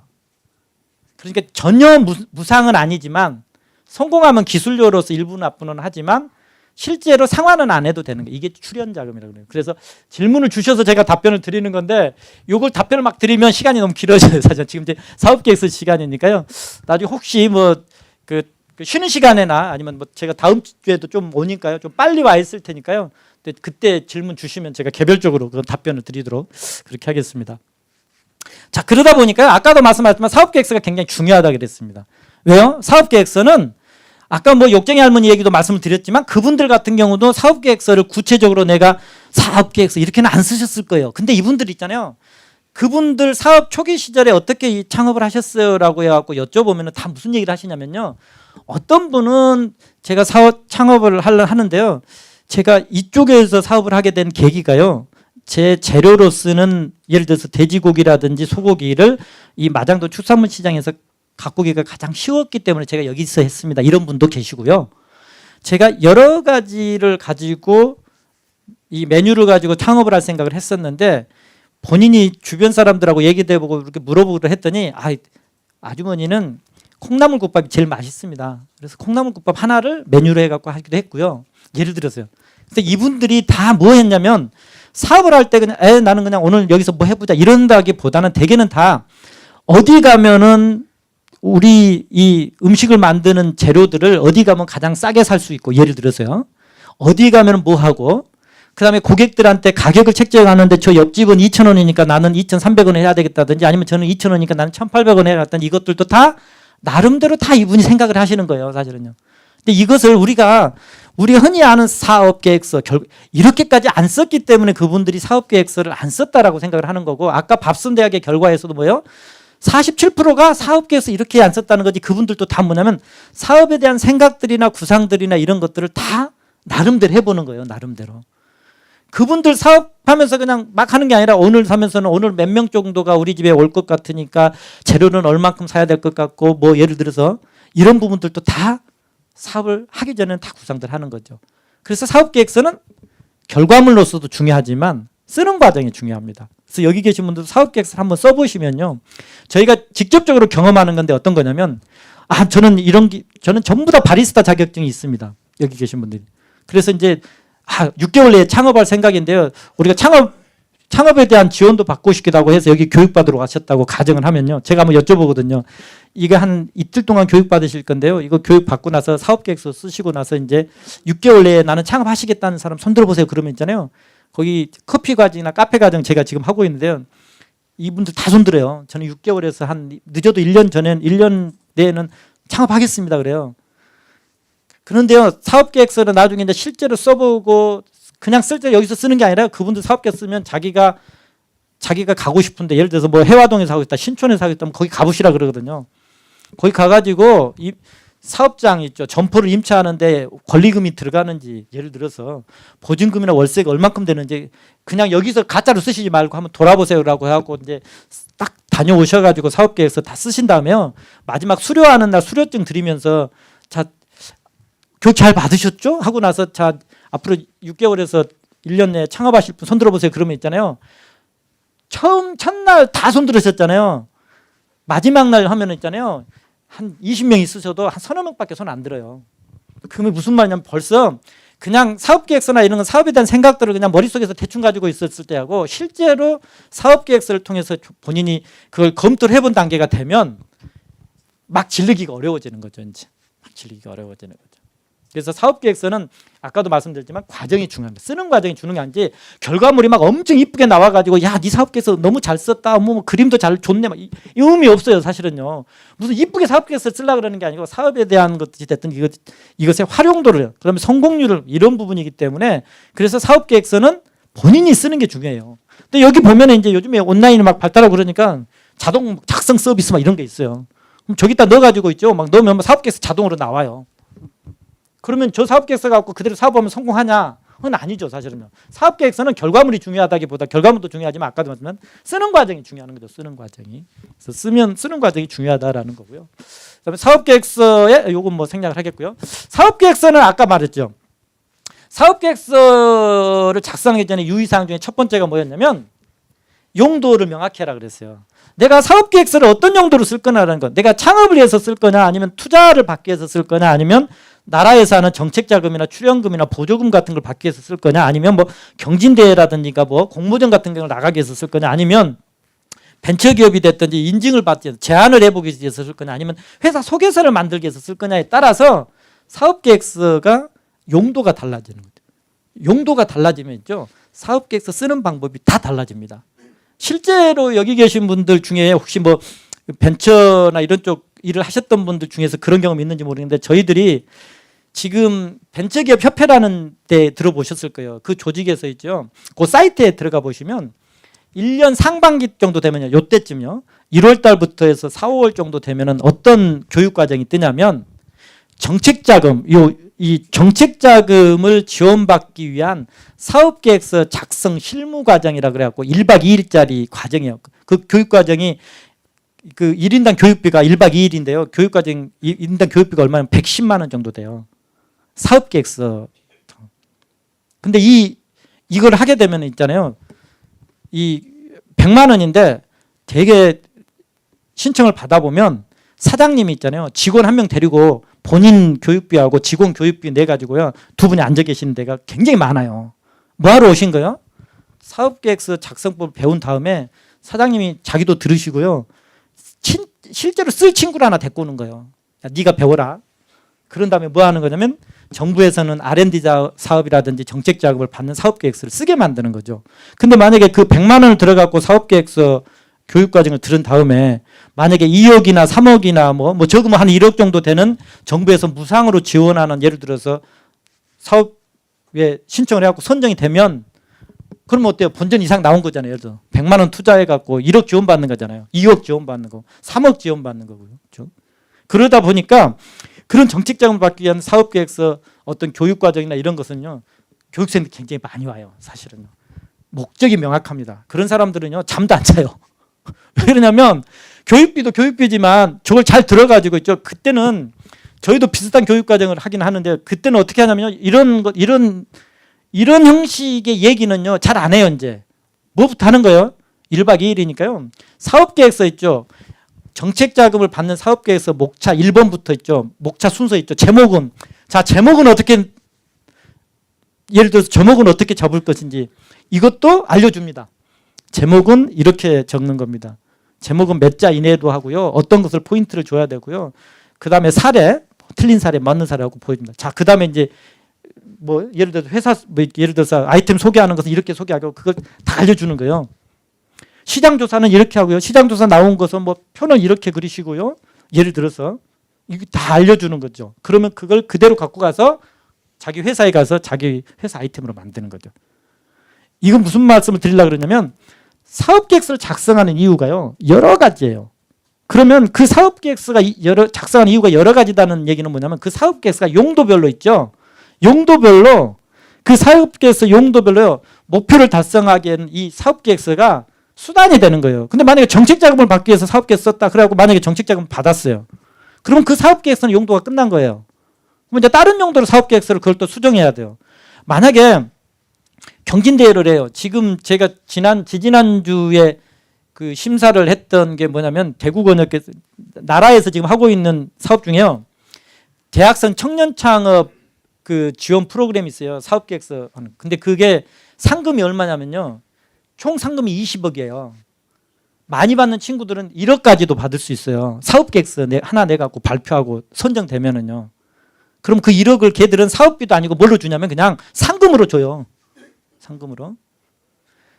근데 이 친구들이 만약에 사업계획서를 썼어요. 그래갖고 선정이 됐다고 쳐봐요. 만약에 1억이 당첨됐어요. 선정됐어요. 그럼 그 사업계획서는 그냥 1억으로 끝난 거예요. 그 다음에 자기가 창업한다면 그 사업계획서를 그대로 하는 게 아니라 그걸 또 사업을 위한 성공하는 사업계획서 약간 수정해야 되는 거죠. 나중에 그거를 사업을 해가요. 직접 이제 만들어가면 나중에 이제 또 다른 정부에서 R&D 자금을 받게 할 때는 또 뭐 하는 거예요? 이제 R&D 자금을 받기 위한 사업계획서로 또 수정 보완이 돼야 되는 거죠. 그래서 사업계획서는 용도가 굉장히 다양한 용도가 있고요. 그 용도마다 쓰는 방법이 다르다라는 것을 아실 필요가 있고요. 사업계획서 종류가 있는데요. 뭐 분량 기준이나 이런 것들 제외하고요. 여기 나와 있는 것만 좀 기억을 하시면 정형화되어 있는 사업계획서하고 비정형화되어 있는 사업계획서에서 정형화되어 있다는 건 뭐냐면 여러분들이 어디에다가 정책자금을 받는다, 융자를 받는다, 뭐 출연을 받는다, 보조금을 받는다든지 이럴 때 사업계획서 양식을 그냥 정해주는 경우예요. 국가기관이나 지자체에서 양식을 딱 정해줘요. 요 양식에다 사업계획서 써라 이렇게요. 그런 것을 정형사업계획서라고 그래요. 정형화된 사업계획서. 비정형 사업계획서는 그냥 사업계획서 작성해서 제출하세요. 이거 끝이에요. 그러면 뭐요? 내가 내 마음대로 목차도 정하든지 어떻게 쓰든지 상관없어요. 그것은 정형화되어 있지 않는 사업계획서예요. 그래서 정형화되어 있는 사업계획서 키포인트는 뭐냐면 전체성이에요. 아까도 말씀드렸죠. 정형화된 양식을 주는 사업계획서는 칸을 다 채워야 된다라고 했죠. 잘 써셔야 되는 거죠. 그래서 정형화된 사업계획은 대개 뭐 경진대회나 공모등이라든지 아니면 인허가 받을 때라든지 또는 정책자금이나 이런 거 할 때는 양식이 딱 정해줍니다. 그다음에 뭐 그 외에 회사 소개서나 제안서라든지 뭐 사업 설명회라든지 이런 것들은 안 정해져 있습니다. 내 마음대로 쓰셔도 됩니다. 만약에 여기 계신 분들이 뭐 그런 거하고 상관없이 나는 그냥 창업 한번 건축사업 관련해서 한번 창업 한번 해보고 싶다 이렇게 해갖고 쓰신다 그러면 여기 계신 분들은 사업계획서 양식 다 다를 수 있어요. 30부분이 다요. 다 그냥 다르게 쓰셔도 상관없으세요. 근데 만약에 이게 정책자금을 받는 걸로 가면은 다 똑같습니다. 사업계획서 양식이 다 똑같이 줘요. 그런 다음에 나중에 심사평가를 할 때는 뭐냐면 기준비는 닿죠. 왜요? 똑같이 줘야지. 똑같이 안 주고 나서 사업계획서를 심사를 하면 나중에 되면은 어떤 사람은 예를 들어서 항목을 다 정한 사람이 있고 어떤 사람은 안 정한 사람이 있잖아요. 그러면 이거 평가를 어떻게 못하죠. 그러니까 뭘 주는 게 양식을 주는 거죠. 양식 주는 거죠. 그다음에 사업계획서는 원칙이 있죠. 뭐 용도에 맞게 써야 되고 어디에서 하는 게 중요하다라고 했는데 뭐 보면은 뭐 여기에 보면은 뭐 명료하게 써야 된다, 객관적으로 써야 된다, 단순하고 일관성 차별성 있는데 그는 이런 용어들은 그냥 뭐 크게 중요한 사항은 아니시니까요. 생략을 하겠고요. 사업계획서 작성하는 순서예요. 사업계획서는 어떻게 작성하냐라는 거죠. 근데 사업계획서 작성하는 첫 번째 순서가 뭐가 있냐면요. 작성 목적에 따른 기본 방향 설정되어 있어요. 아까 말씀드렸지만 사업계획서를 딱 쓰실 때 여기 계신 분들이 사업계획서를 쓴다라고 생각하면 처음에 뭔 생각해야 되냐면 이게 어떤 목적으로 쓰는 건지를 생각을 해야 돼요. 그래야지 방향이 나와요. 아, 이걸 가지고 무슨 어디 지원금을 받을 거다라든지 아니면 이걸 가지고 그냥 나는 건축 쪽 한번 내가 사업을 할 거니까 한번 이쪽 한번 생각을 해보겠다. 단순히 이런 건지 아니면 그냥 어디 뭐 정부 자금을 받아볼 건지 이거에 따라서 방향이 설정돼요. 그러면 정책 자금을 받을 건지 아니면은 뭐 융자를 받을 건지 아니면 뭐 예를 들어서 시흥시에서 뭐 건축사업 관련해서 뭐 지원을 받을 건지 이럴 때는 그걸 받기 위한 사업계획서를 쓴다 그러면 아 그걸 받기 위해서 사업계획 써야지. 그러면 방향이 설정됐죠. 그럼 그다음에 뭐예요? 양식이 있는지 봐야 되는 거죠. 그 사업계획서를 만약에 시흥시에서 뭐 지원하는 사업에서 하려고 했더니 양식이 없으면 모르겠지만 양식이 있으면 그 양식대로 써야 되니까 양식을 줄 거 아니에요.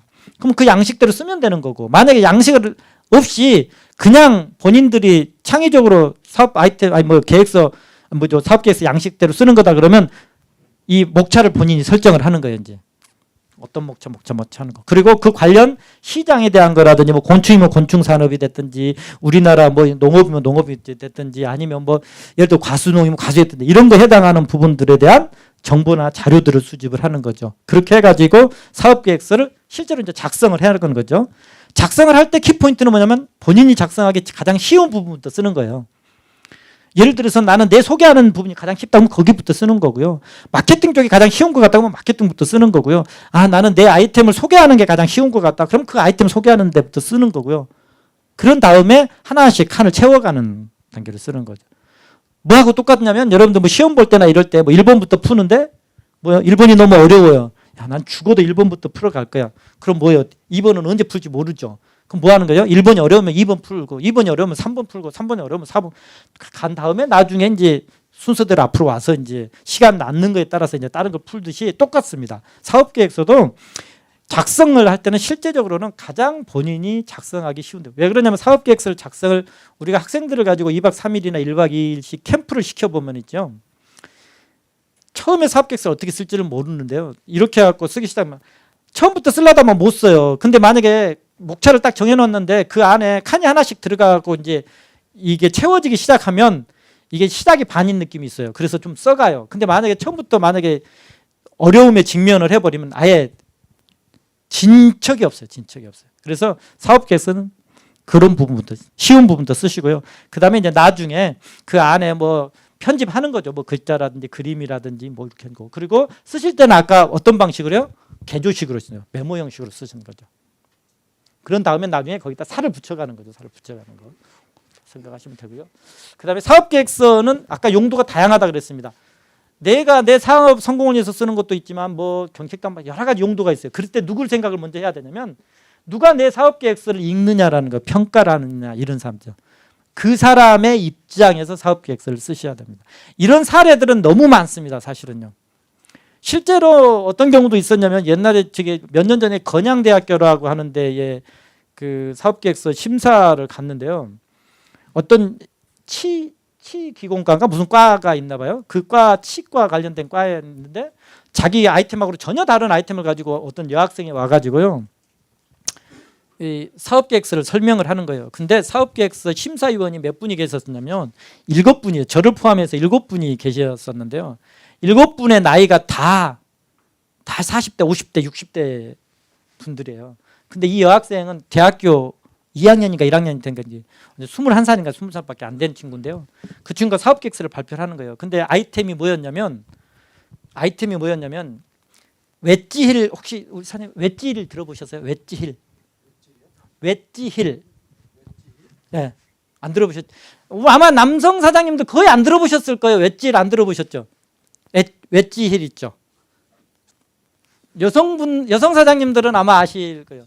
신발은 신발인데 하이힐처럼 신발인데 일종의 형식 있죠. 통굽 형식을 웨지힐이라고 그래요. 근데 그 학생이 가지고 나온 아이템이 뭐였냐면 그 웨지힐의 통굽을요. 이 통굽을 있죠. 이 웨지힐의 이제 구두가 있으면 이렇게 있으면 이 구두가 있으면 이게 통굽이 돼 있잖아요. 있지 통굽이. 근데 이제 우리가 키릴이라는 건 이런 것은 그냥 이렇게 여기 부분만 뾰족하게 돼 있잖아요. 이렇게 뾰족하게 돼 있잖아요. 이렇게 돼 있는데 통굽은 여기까지 다가 이제 굽으로 된 게 이걸 웨지힐이라고 그러는데요. 그 여학생이 저 웨지힐을 가지고 아이템을 가지고 나왔어요. 근데 설명은 뭐냐면 저 웨지힐의 그 밑에 있는 통굽을 탈부착을 해가지고요. 높낮이를 있죠. 어떨 때는 10cm, 어쩔 때는 7cm, 어떨 때는 5cm 이렇게 하는 걸 개발하겠다라고 왔어요. 그래가지고 저걸 발표를 딱 했단 말이에요. 발표를 했는데 거기 계신 분들이 특히 또 여성 평가위원이 공교롭게 한 분도 안 계셨어요. 다 남성이었어요. 저도 몰랐어요. 웨지힐이라는 것을. 다 몰라요. 근데 이제 이 친구가 막 웨지힐 가지고 막 설명하고 통급을 막 하겠다는 거예요. 그러니까 이제 질문을 어떤 그 평가위원이 어떤 질문을 해버렸냐면 아니 야 굳이 이 웨지힐이 이 굽을 이렇게 통째로 이렇게 통굽으로 돼 있는 거 이것을 왜 굳이 이렇게 7단계로 나눠갖고 단계별로 나눠갖고 이 탈부착을 하게 만드냐 이러면 이 재료비가 너무 많이 들어가잖아. 그러니까 우리 흔히 말하는 이거 힐 있죠. 힐 같이 이렇게 돼 있는 거죠. 차라리 있잖아 얘를 있죠. 얘를 높낮이를 하는 게 훨씬 뭐가 비용도 적게 들고 저걸 하는 게 더 낫지 왜 쓸데없이 저거 통굽을 가지고 하냐 이 말이에요. 그 말은 무슨 말이냐면 웨지힐이라는 개념을 알면은 저게 웨지힐인데 그렇죠? 그러니까 이제 이 친구한테 그렇게 질문을 하니까 이 여학생이 이게 이제 기대를 전혀 못한 답변이 온 거예요. 그러니까 이제 좀 얼버무리면서 좀 얼굴도 막 빨개지고 이제 학생이니까 그러니까 이제 옆에 있는 평가위원들 다 무슨 생각하냐면 있잖아요. 이 평가위원이 너무 신랄하게 아주 제대로 된 질문을 해서 저분이 답변을 못 하나 보니까 점수가 안 나와요. 저러면요. 근데 마침 있죠. 내 옆에 계신 친구 그 분 중에 하나가 그 저보다 연배가 조금 더 어린 친구였는데 그 친구가 아이패드를 가지고 왔어요. 자기도 이제 웨지힐이라는 걸 처음 들어보니까 그걸 검색을 한 거예요. 거기서 검색을 해봤더니 저게 웨지힐인 거예요. 일종의 통굽이. 그러니까 이제 이 친구가 저한테 그걸 보여주더라고요. 이제 이렇게 해서 그래서 저도 이제 그때 처음 알았어요. 그래서 이제 그때 그 평가위원들한테 이제 얘기를 해줬죠. 웨지힐이 저거다. 이렇게 일종의 통굽이다. 이미 저 통굽에서 저걸 하는 것이기 때문에 키릴을 가지고 높낮이로 만들려고 그런 게 아니라 웨지힐이라고 하는 이미 딱 정체성이 정해져 있는 구두를 가지고 하는 거기 때문에 굳이 왜 키릴을 하냐 이건 질문하는 건 안 맞는 거죠. 그래서 이제 나중에 이제 얘기를 하면서 아니 그러면 이 학생이 야 웨지힐은 이런 겁니다라고 해갖고 바탕화면에 아니면 화면 첨면에라도 딱 설명이라도 하나 나왔으면은 아마 그런 얘기 안 들었을 거예요. 근데 이분은 무슨 생각이야? 다 안다고 생각하는 거죠. 자기가 다 아니까. 웨지힐 자기가 너무 잘 알잖아요. 그러니까 나머지도 다 안다고 생각하는 거죠. 결국은 나중에 이제 아이패드로 이제 검색을 한 게 있어서 뭐 한 게 된 거예요? 이제 그 친구는 2등상 받았어요. 2등상 받아서 이제 지원을 받기는 받았는데요. 그러니까 잘못하게 되면 이제 저렇게 되는 겁니다. 그래서 이 사업계획서나 이런 걸 할 때는 이 독자들에 대한 생각들을 많이 하셔야 돼요. 이제 사업계획서 누가 있느냐라는 거죠. 그래서 사업계획서 작성 기준들이 있는데요. 나머지 부분들은 그냥 뭐 큰 의미는 없으니까 뭐 상관없고요. 여기 보시면은 있죠. 용어를 있죠. 특히 기술 쪽 가지고 계신 분들은 이런데 자기 기술 용어에 너무 익숙하기 때문에 있죠.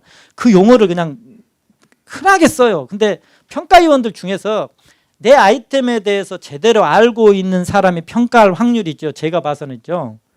5명이 앉아 있으면 그 중에 1명 정도가 내 아이템을 제대로 알 확률이 그렇게 높지 않아요. 나머지 4명은 거의 내 아이템을 전혀 모를 수도 있어요. 평가위원들이요. 그 말은 무슨 말이냐면 전혀 비전문가 와서 평가를 한다 이 개념이 아니라 내 아이템을 내가 알 만큼 속속들이 잘 알지 않을 수 있어요. 오히려 속속들이 잘 알면 또 더 불편할 수도 있어요. 사실은요. 그래서 저희가 R&D 사업 평가를 가보고 그러면 다양한 분야의 전문가들이 와요. 뭐 교수님부터 시작해서 뭐 또 그쪽 분야에 사업하시는 분 근데 그 아이템을 100% 저 양반이 내 아이템을 잘 알고 있을 거다. 저기 지도 전문가라고 저기서 평가를 하고 있으니까. 그렇지 않아요, 사실은.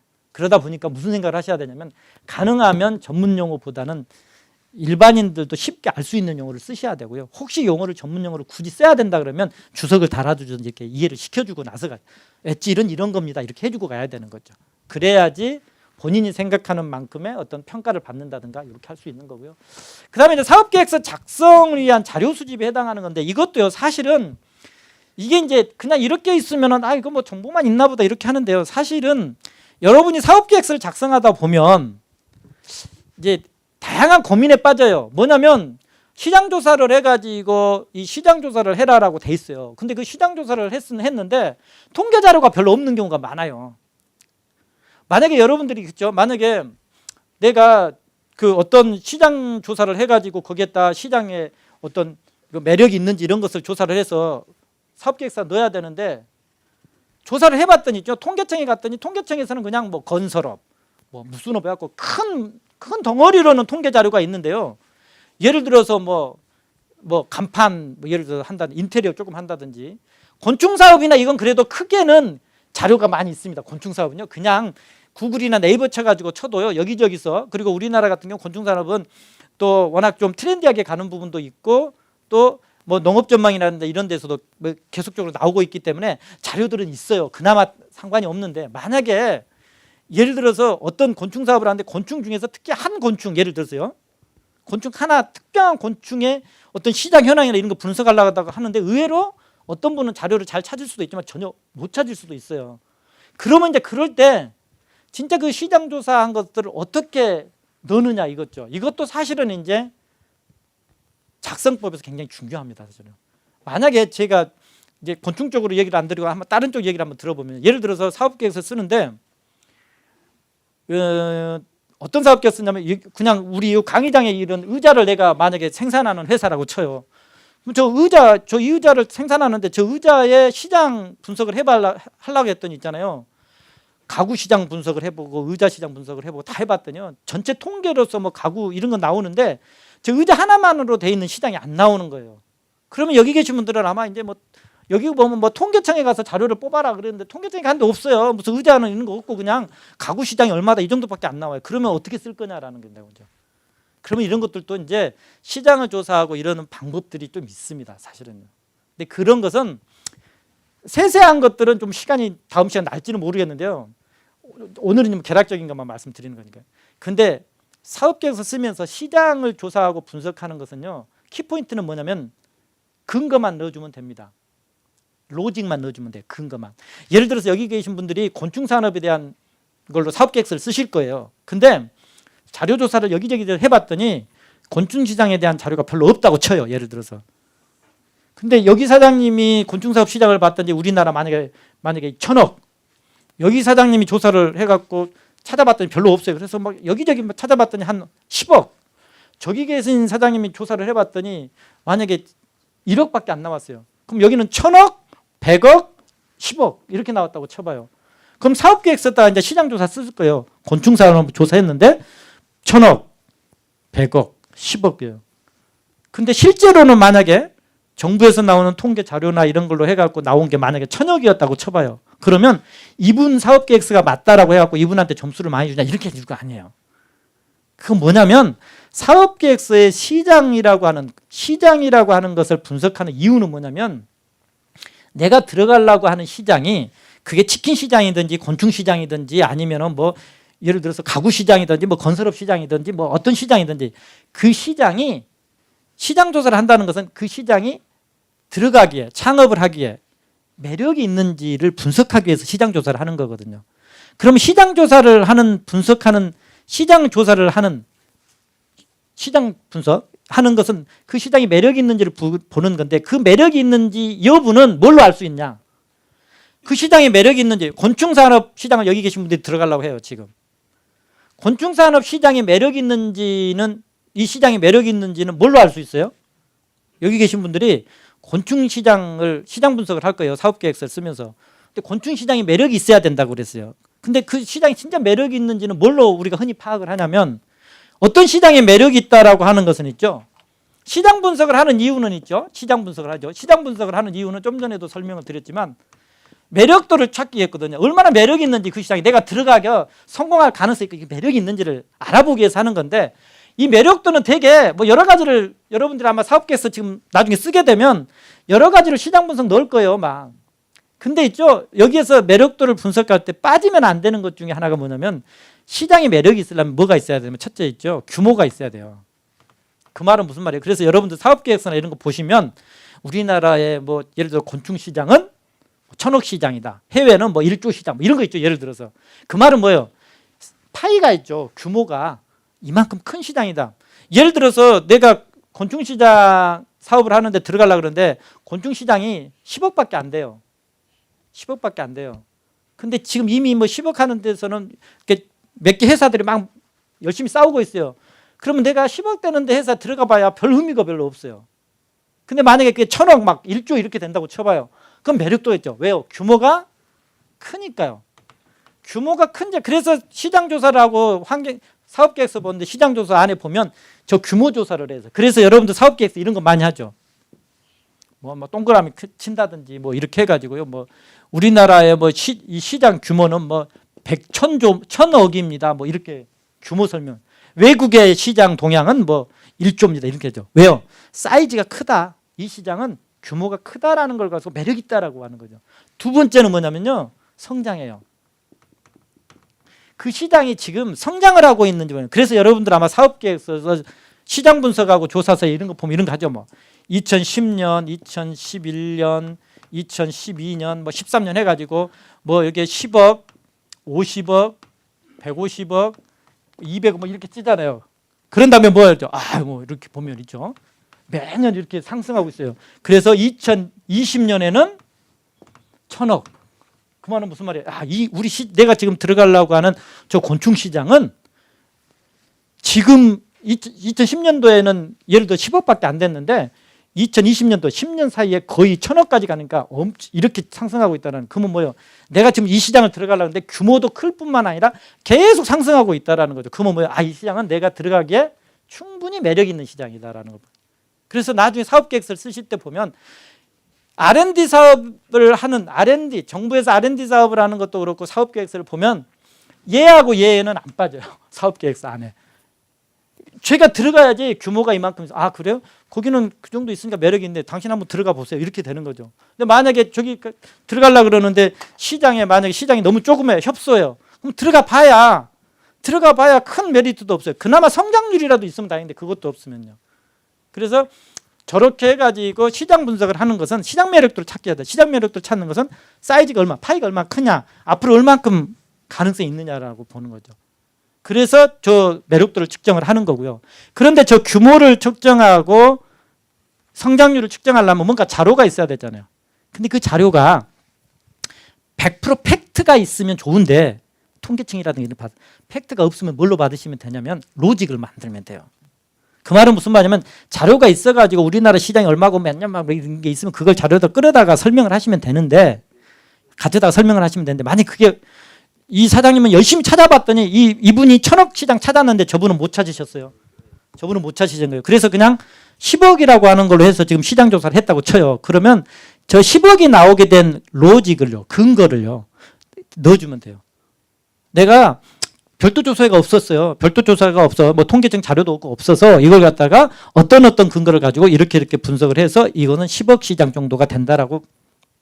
근데 이것은 이제 방법이 실제로 시장 조사하는 방법을 가지고 어떻게 쓰는지에 해당하는 법 실무 쪽에서는 제가 조금 더 말씀을 드릴 수는 있습니다. 그때 가서 저거 말씀을 드리면서 저거 지금 그 10억, 50억, 100억, 1,000억 해가지고 이 성장 추이가 어떻게 성장률이 이렇게 가고 있고 이걸 갖다가 또 이 그림을 통해서는 어떻게 설명을 해야 되는지를 말씀을 드릴 겁니다. 저렇게 해가지고 단순히 10억, 50억, 100억 이렇게 설명하고 그래프만 딱 그려놓으면 또 안 됩니다. 저것도.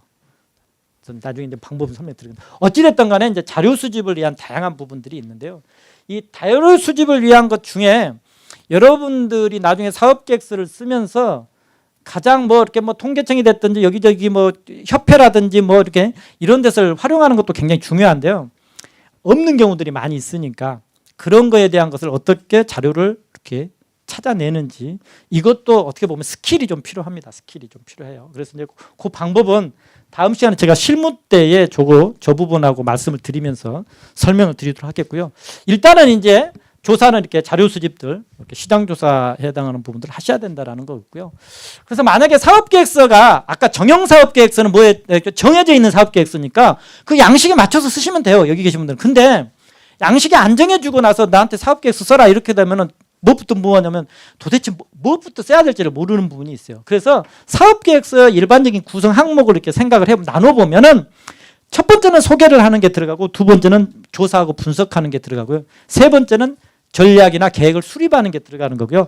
네 번째는 진짜로 이제 그거에 대한 결과물을 확인하는 거에 대한 부분에 대한 구성을 하시면 되는데요. 소개하는 것은 뭘 소개하는 거예요? 회사나 창업자나 아이템이나 본인이 가지고 있는 어떤 핵심 역량이라든가 이런 걸 소개하는 거죠. 그래서 저건 정형사업계획서 중에서는 저게 뭘로 나오냐면 창업 동기라든지 뭐 창업팀 소개하는 거라든지 우리 창업팀의 전문성 이런 게 소개하는 게 되게 여기서 나오는 거거든요. 그 다음에 무엇도 하나 되면 사업 내용 소개하는 게 있고요. 그 다음에 이제 조사 분석은 뭐예요? 환경 분석하는 겁니다. 환경 분석. 환경 분석하는 거에 대한 부분에서 시장이나 산업 환경 분석, 그것은 저거 뭐 하면 돼요? 아까 시장 규모라든지 성장 요구 분석하면 되는 거고, 그 다음에 경쟁 기업이나 고객들 분석하는 게 있습니다. 그 외에 뭐 이런 것들 또는 그게 만약에 우리 제품이나 서비스가 꼭 무슨 점포를 가지고 창업을 해야 된다 그러면 거기는 또 중요한 게 뭐냐면 상권이나 입지 분석이 또 중요하게 됩니다. 특히 상권이나 입지는 누가 중요하냐면요. 외식업 이런 것들 중요하죠. 외식업 이런 것들. 외식업이나 이런 것들 중에서도 진짜로 전문적으로 맛있는 예를 들어서 뭔가 특별한 맛을 내면서 전문성이 있는 음식점은 입지가 조금 덜 중요할 수도 있어요. 왜요? 여러분들이 맛집은 차 가지고 찾아다니시잖아요. 조금 안 좋은 데 있어도 찾아다녀요. 근데 만약에 그런 게 아니고 그냥 보통의 일반 음식점, 예를 들어서 외식업, 일반 음식점 정도는 입지가 굉장히 중요해요. 어디에 위치에 있느냐에 따라서 고객의 방문율이나 이게 천지 차이가 나요. 그렇기 때문에 입지나 상권 분석이 굉장히 중요한 분석이 되는데 그렇지 않는 경우에는 얘는 빠져도 될 수도 있습니다. 입지나 상권 분석은. 우리가 어떤 사업을 하느냐에 따라서 달라지는 거죠. 근데 어찌됐든 간에 이제 조사 분석은 시장 분석하는 거다라고 생각하시면 되고요. 그 다음에 이제 계획 수립하는 거죠. 저 계획 수립하는 거에는 가장 대표적인 게 뭐냐면 어떻게 운영하고 마케팅 할 것인가. 요거에 대한 부분 이제 키포인트입니다. 그래서 사업계획서 안에서도 나중에 운영계획이라든가 마케팅 계획들이 들어가는 거고요. 그 다음에 이제 재무에 해당하는 부분이죠. 재무에 해당하는 부분. 어떻게 창업을 한다 그러면 재무계획은 뭐냐면 여기 안에도 들어가 있지만 이 매출이나 원가나 자금 수지 또는 손익분기점 이런 것들을 이제 사업계획서 안에다가 구현을 해 넣어야 되는데요. 초기 사업자, 그러니까 아직 창업이라든가 생각을 안 하고 아직 이제 처음 한다든가 이런 경우에는 양식이나 이런 거에서 어떤 정도 내가 창업을 하는데 어느 정도가 필요한지 그걸 우리가 흔히 소요자금을 추정한다 그럽니다. 창업을 하는데 얼마가 필요할까? 이걸 이제 조사를 하고요. 그런 다음에 그것을 어떻게 조달할 것인지. 아, 내가 이렇게 하려면 건축 사업을 하는데 시흥에서 어느 정도에다가 뭐 한 몇 평 정도로 해갖고 뭐 하나. 근데 하려고 할 때 1억이 필요하네? 예를 들어서. 그러면 소유자금은 1억 정도가 되는 거고요. 그러면 그 1억에 대한 부분을 어떻게 조달할 것인지 자금 조달 계획을 세워요. 그럼 그 조달 계획은 뭐예요? 아, 내가 가지고 있는 시드머니, 종잣돈이 얼마 정도 있으니까 나머지는 뭐 정책 자금 얼마 받아야 되겠다는지 뭐 이렇게 이제 세우는 거죠. 그거에 해당하는 부분에 여기가 들어가고 그걸 통해서 뭐가 나오냐면 이제 사업을 한다고 했었을 때 매출이라든지 그다음에 이런 원가나 이런 것들에 해당하는 부분들이 이제 나오게 돼요.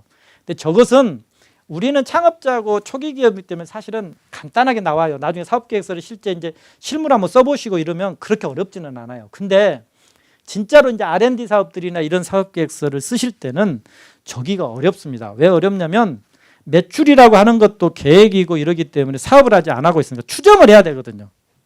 지금 창업을 여기 계신 분들이 하지 안 하고 있는 상태인데 R&D 사업 같은 경우는 한 2억 5천, 3억이나 5억 정도를 무상으로 나라에서 지원받으려고 그러면 3년치 정도를 추정을 해야 돼요. 예를 들어서요. 그러면 아직 아무것도 만들지도 않았어요. 지금. 이제 만약에 이 마이크를 만들어 갖고 만약에 판다고 쳐봐요. 그러면 이 마이크를 만들 건데 마이크 아직 만들어 갖고 팔지도 않았는데 이 마이크를 이제 아이디어만 가지고 있는데 뭐 해라 그러냐면요. 얘를 팔아갖고 수익까지 나는 것까지를 3년치를 재무계획을 수립해라 그래요. 그러면 뭐예요? 매출, 원가, 비용, 뭐 이렇게 재료비 같은 것도 마찬가지지만 그런 것들 다 뭐예요? 가상으로 추정해야 돼요. 그러면 추정이라는 건 뭐냐? 거짓말이죠. 근거가 있는 거짓말을 하는 거죠, 사실은. 그러면 그 추정을 다 추정치를 가지고 만들어야 되는데 그럼 굉장히 어려워요. 근데 이제 우리 같은 경우는 초기 창업자들이고 이러면 그렇게 어렵지는 않습니다. 사업계획서 쓰실 때는 그런 걸 보려고 그러는 건 아니에요. 그래서 나중에 뭔만 이 창업 쪽에는 초기에는 뭔만 생각하시면 되냐면 소요 자금이 어느 정도 되는지. 만약에 여기서 사업계획서를 여기 계신 분들 실제로 이제 나중에 어떤 양식을 주고 써라 그럴지 저는 잘 모르겠습니다만 만약에 주고 써라 그러면 그 양식 안에서 그대로 쓰시면 되는 거고 그렇지 않으면 소요자금을 좀 추정을 하시고 그 소요자금을 어떻게 조달할 것인지 조달 계획을 좀 세우시고 그 다음에 나중에 뭐예요? 손익계산서 있죠.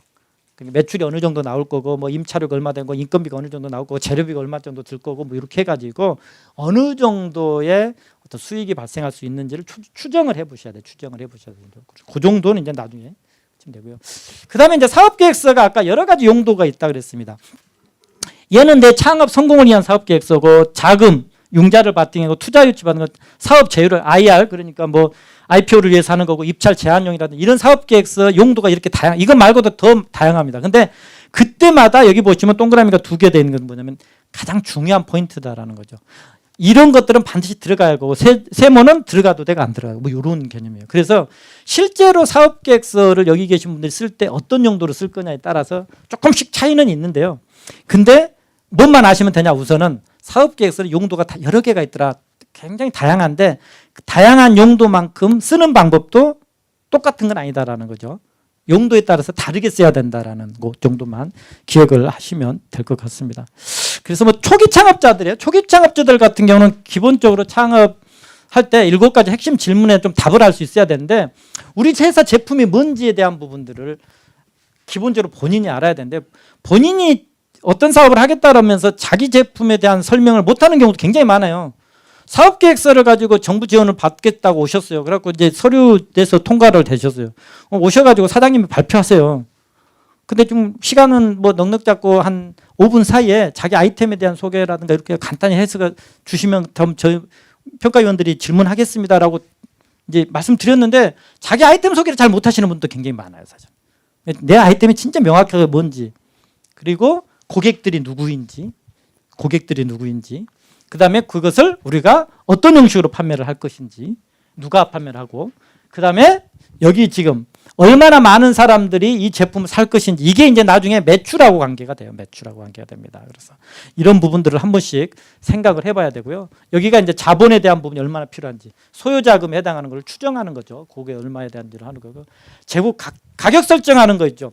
의외로 사업을 하시는 분들 중에 어려워하시는 것 중에 하나가 가격 설정하는 거예요. 내가 커피숍을 하고 싶은데요. 내 커피 이것이 이 커피 가격을 얼마로 책정할지 모르겠다라는 거예요. 옛날에 이게 소상공인공단에서 커피 전문점에서 하는 그 원가율을요. 재료비에 대한 원가율, 재료비에 대한 원가율을 했었는데요. 커피 평균적으로 커피 전문점들 있죠. 이 원가율이 얼마 정도 될 것 같아요? 원가율이 250원요. 뉴스에서 봤어요? 뉴스에서 보면 커피의 원가, 커피 자체의 원가 있죠. 커피, 생두, 원두 요거 해가지고 나온 것은 뭐 한 310원도 있고 막 여러 가지가 뉴스 같은 데서 나오겠는데. 근데 이제 그 원가가 몇백 원이다 이런 개념이 아니라 전체로 봤었을 때 원가율. 그러니까 매출액에서 만약에 커피 한 잔을 1,000원에 판다 그러면 이 1,000원 안에 이 재료비는 얼마 정도 되냐라는 거죠. 근데 이제 소상공인공단에서 2008년도, 2012년도인가 8년도에 조사한 걸 보니까요. 얼마 정도가 나오냐면 커피는요. 1,000원 하게 되면 270원 정도 나오더라고요. 그래서 그래서 27% 정도. 근데 우리나라의 소상공인 쪽에서 나오는 모든 뭐 음식점이나 뭐 이렇게 갖고 나오는 원가율 같은 경우는요. 대개가 한 45% 전후예요. 45% 전후. 그러니까 막 일반적인 뭐 칼국수라든지 뭐 이렇게 조금 원가 재료비가 적게 들어간 거는 한 35%까지도 내려오긴 한데요. 커피는 27%밖에 안 되죠. 더 내려와 있죠. 근데 만약에 이제 보거라든지 이렇게 좀 재료비가 좀 비싸지는 것은 거의 한 55%까지도 넘어가죠. 담배 같은 경우는 원가율이 얼마인지 아세요? 담배 같은 경우는 거의 원가율이요 한 75에 80% 가까이 됩니다. 80%. 그러니까 사실은 뭐 담배 그 커피숍 저기 슈퍼 하시는 분들이 그거 하셔도 크게 뭐 수익은 그렇게 없어요. 사실 따지고 보면. 어찌 됐든 간에 그래서 가격 책정하는 거에 대한 부분이죠. 가격 책정하는 것은 사실은 여러 가지 방법이 있어요. 공식적으로 방법들이 있는데 그것은 하여간 뭐 가격 책정하는 시간 관계상 이것도 생략을 하겠습니다. 일단 그다음에 이제 손익분기점. 이 손익분기점도 나중에 한번 제가 한번 설명을 좀 드릴 겁니다. 그다음에 이제 우리가 일반적으로 창업을 하는 프로세스에 대한 부분들을 설명을 이렇게 한번 좀 절차적으로 설명을 했는데 이것은 생략을 하고요. 사업계획서 양식이 정해지지 않았다 그런 경우, 정해지고 사업계획서 하지 않는 경우에는 이 정도가 들어가면 그냥 양식으로선 적정하다. 그래서 만약에 여러분들한테 누가 사업계획서 양식 안 주고 사업계획서 써라 이렇게만 나오면 있죠. 그냥 이 정도 양식을 하시면 됩니다. 이 정도 하시면 된다라고 생각을 하시면 될 것 같고요. 여기는 이제 조금 제조업체나 이렇게 하고 조금 더 규모가 있는 사업계획서 폼을 한번 넣어놔 봤고요. 그다음에 사업계획서에 발표를 하시는 분들이나 이런 분들을 봤을 때 공통적인 실수 사례들이 많이 있어요. 한 번씩 읽어보시면 뭐 우리 기술이 책에다 세계 처음이다 뭐 이런 경우도 많이 있고요. 뭐 모방하기 어렵다 그러는데 모방 금방 다 돼요. 그다음에 시장이 보기보다 크다 그러는데 우리들이 보면 시장 별로 없는 경우도 굉장히 많은데 이런 경우도 있고요. 숫자나 이런 거 오류되어 있는 경우도 많이 있고요. 뭐 근거가 매출이나 이익부터 또는 시장 조사하는 것도 근거가 미흡한 경우도 많이 있고요. 그다음에 가장 또 이렇게 자신감이 결여되어 있는 경우도 많이 있고 전문가에 의뢰한 경우 있어. 뭐 컨설턴트가 써줘 갖고 오는 경우도 있고 요즘에는 그런 거 잘못하게 되면 오히려 떨어질 확률이 더 많습니다. 그래서 요거 뭐 읽어보셔도 되고요. 그다음에 사업계획서를 이제 썼을 때 발표를 한다라고 했었을 때죠. 발표를 할 때요. 나머지는 그냥 한번 읽어보시면 되는데 요것만 말씀. 사업계획서 여기 계신 분들 있잖아요. 요거 만약에 교육 끝나고 나서 마지막 날 어디 돼갖고 뭐 혹시 사업계획서 발표하는 시간이 계셨다 그러면 아마 지금까지 경험한 거에 의하면 이런 거 부분 있으실 거예요. 아 제가 사업계획서 발표하는데요.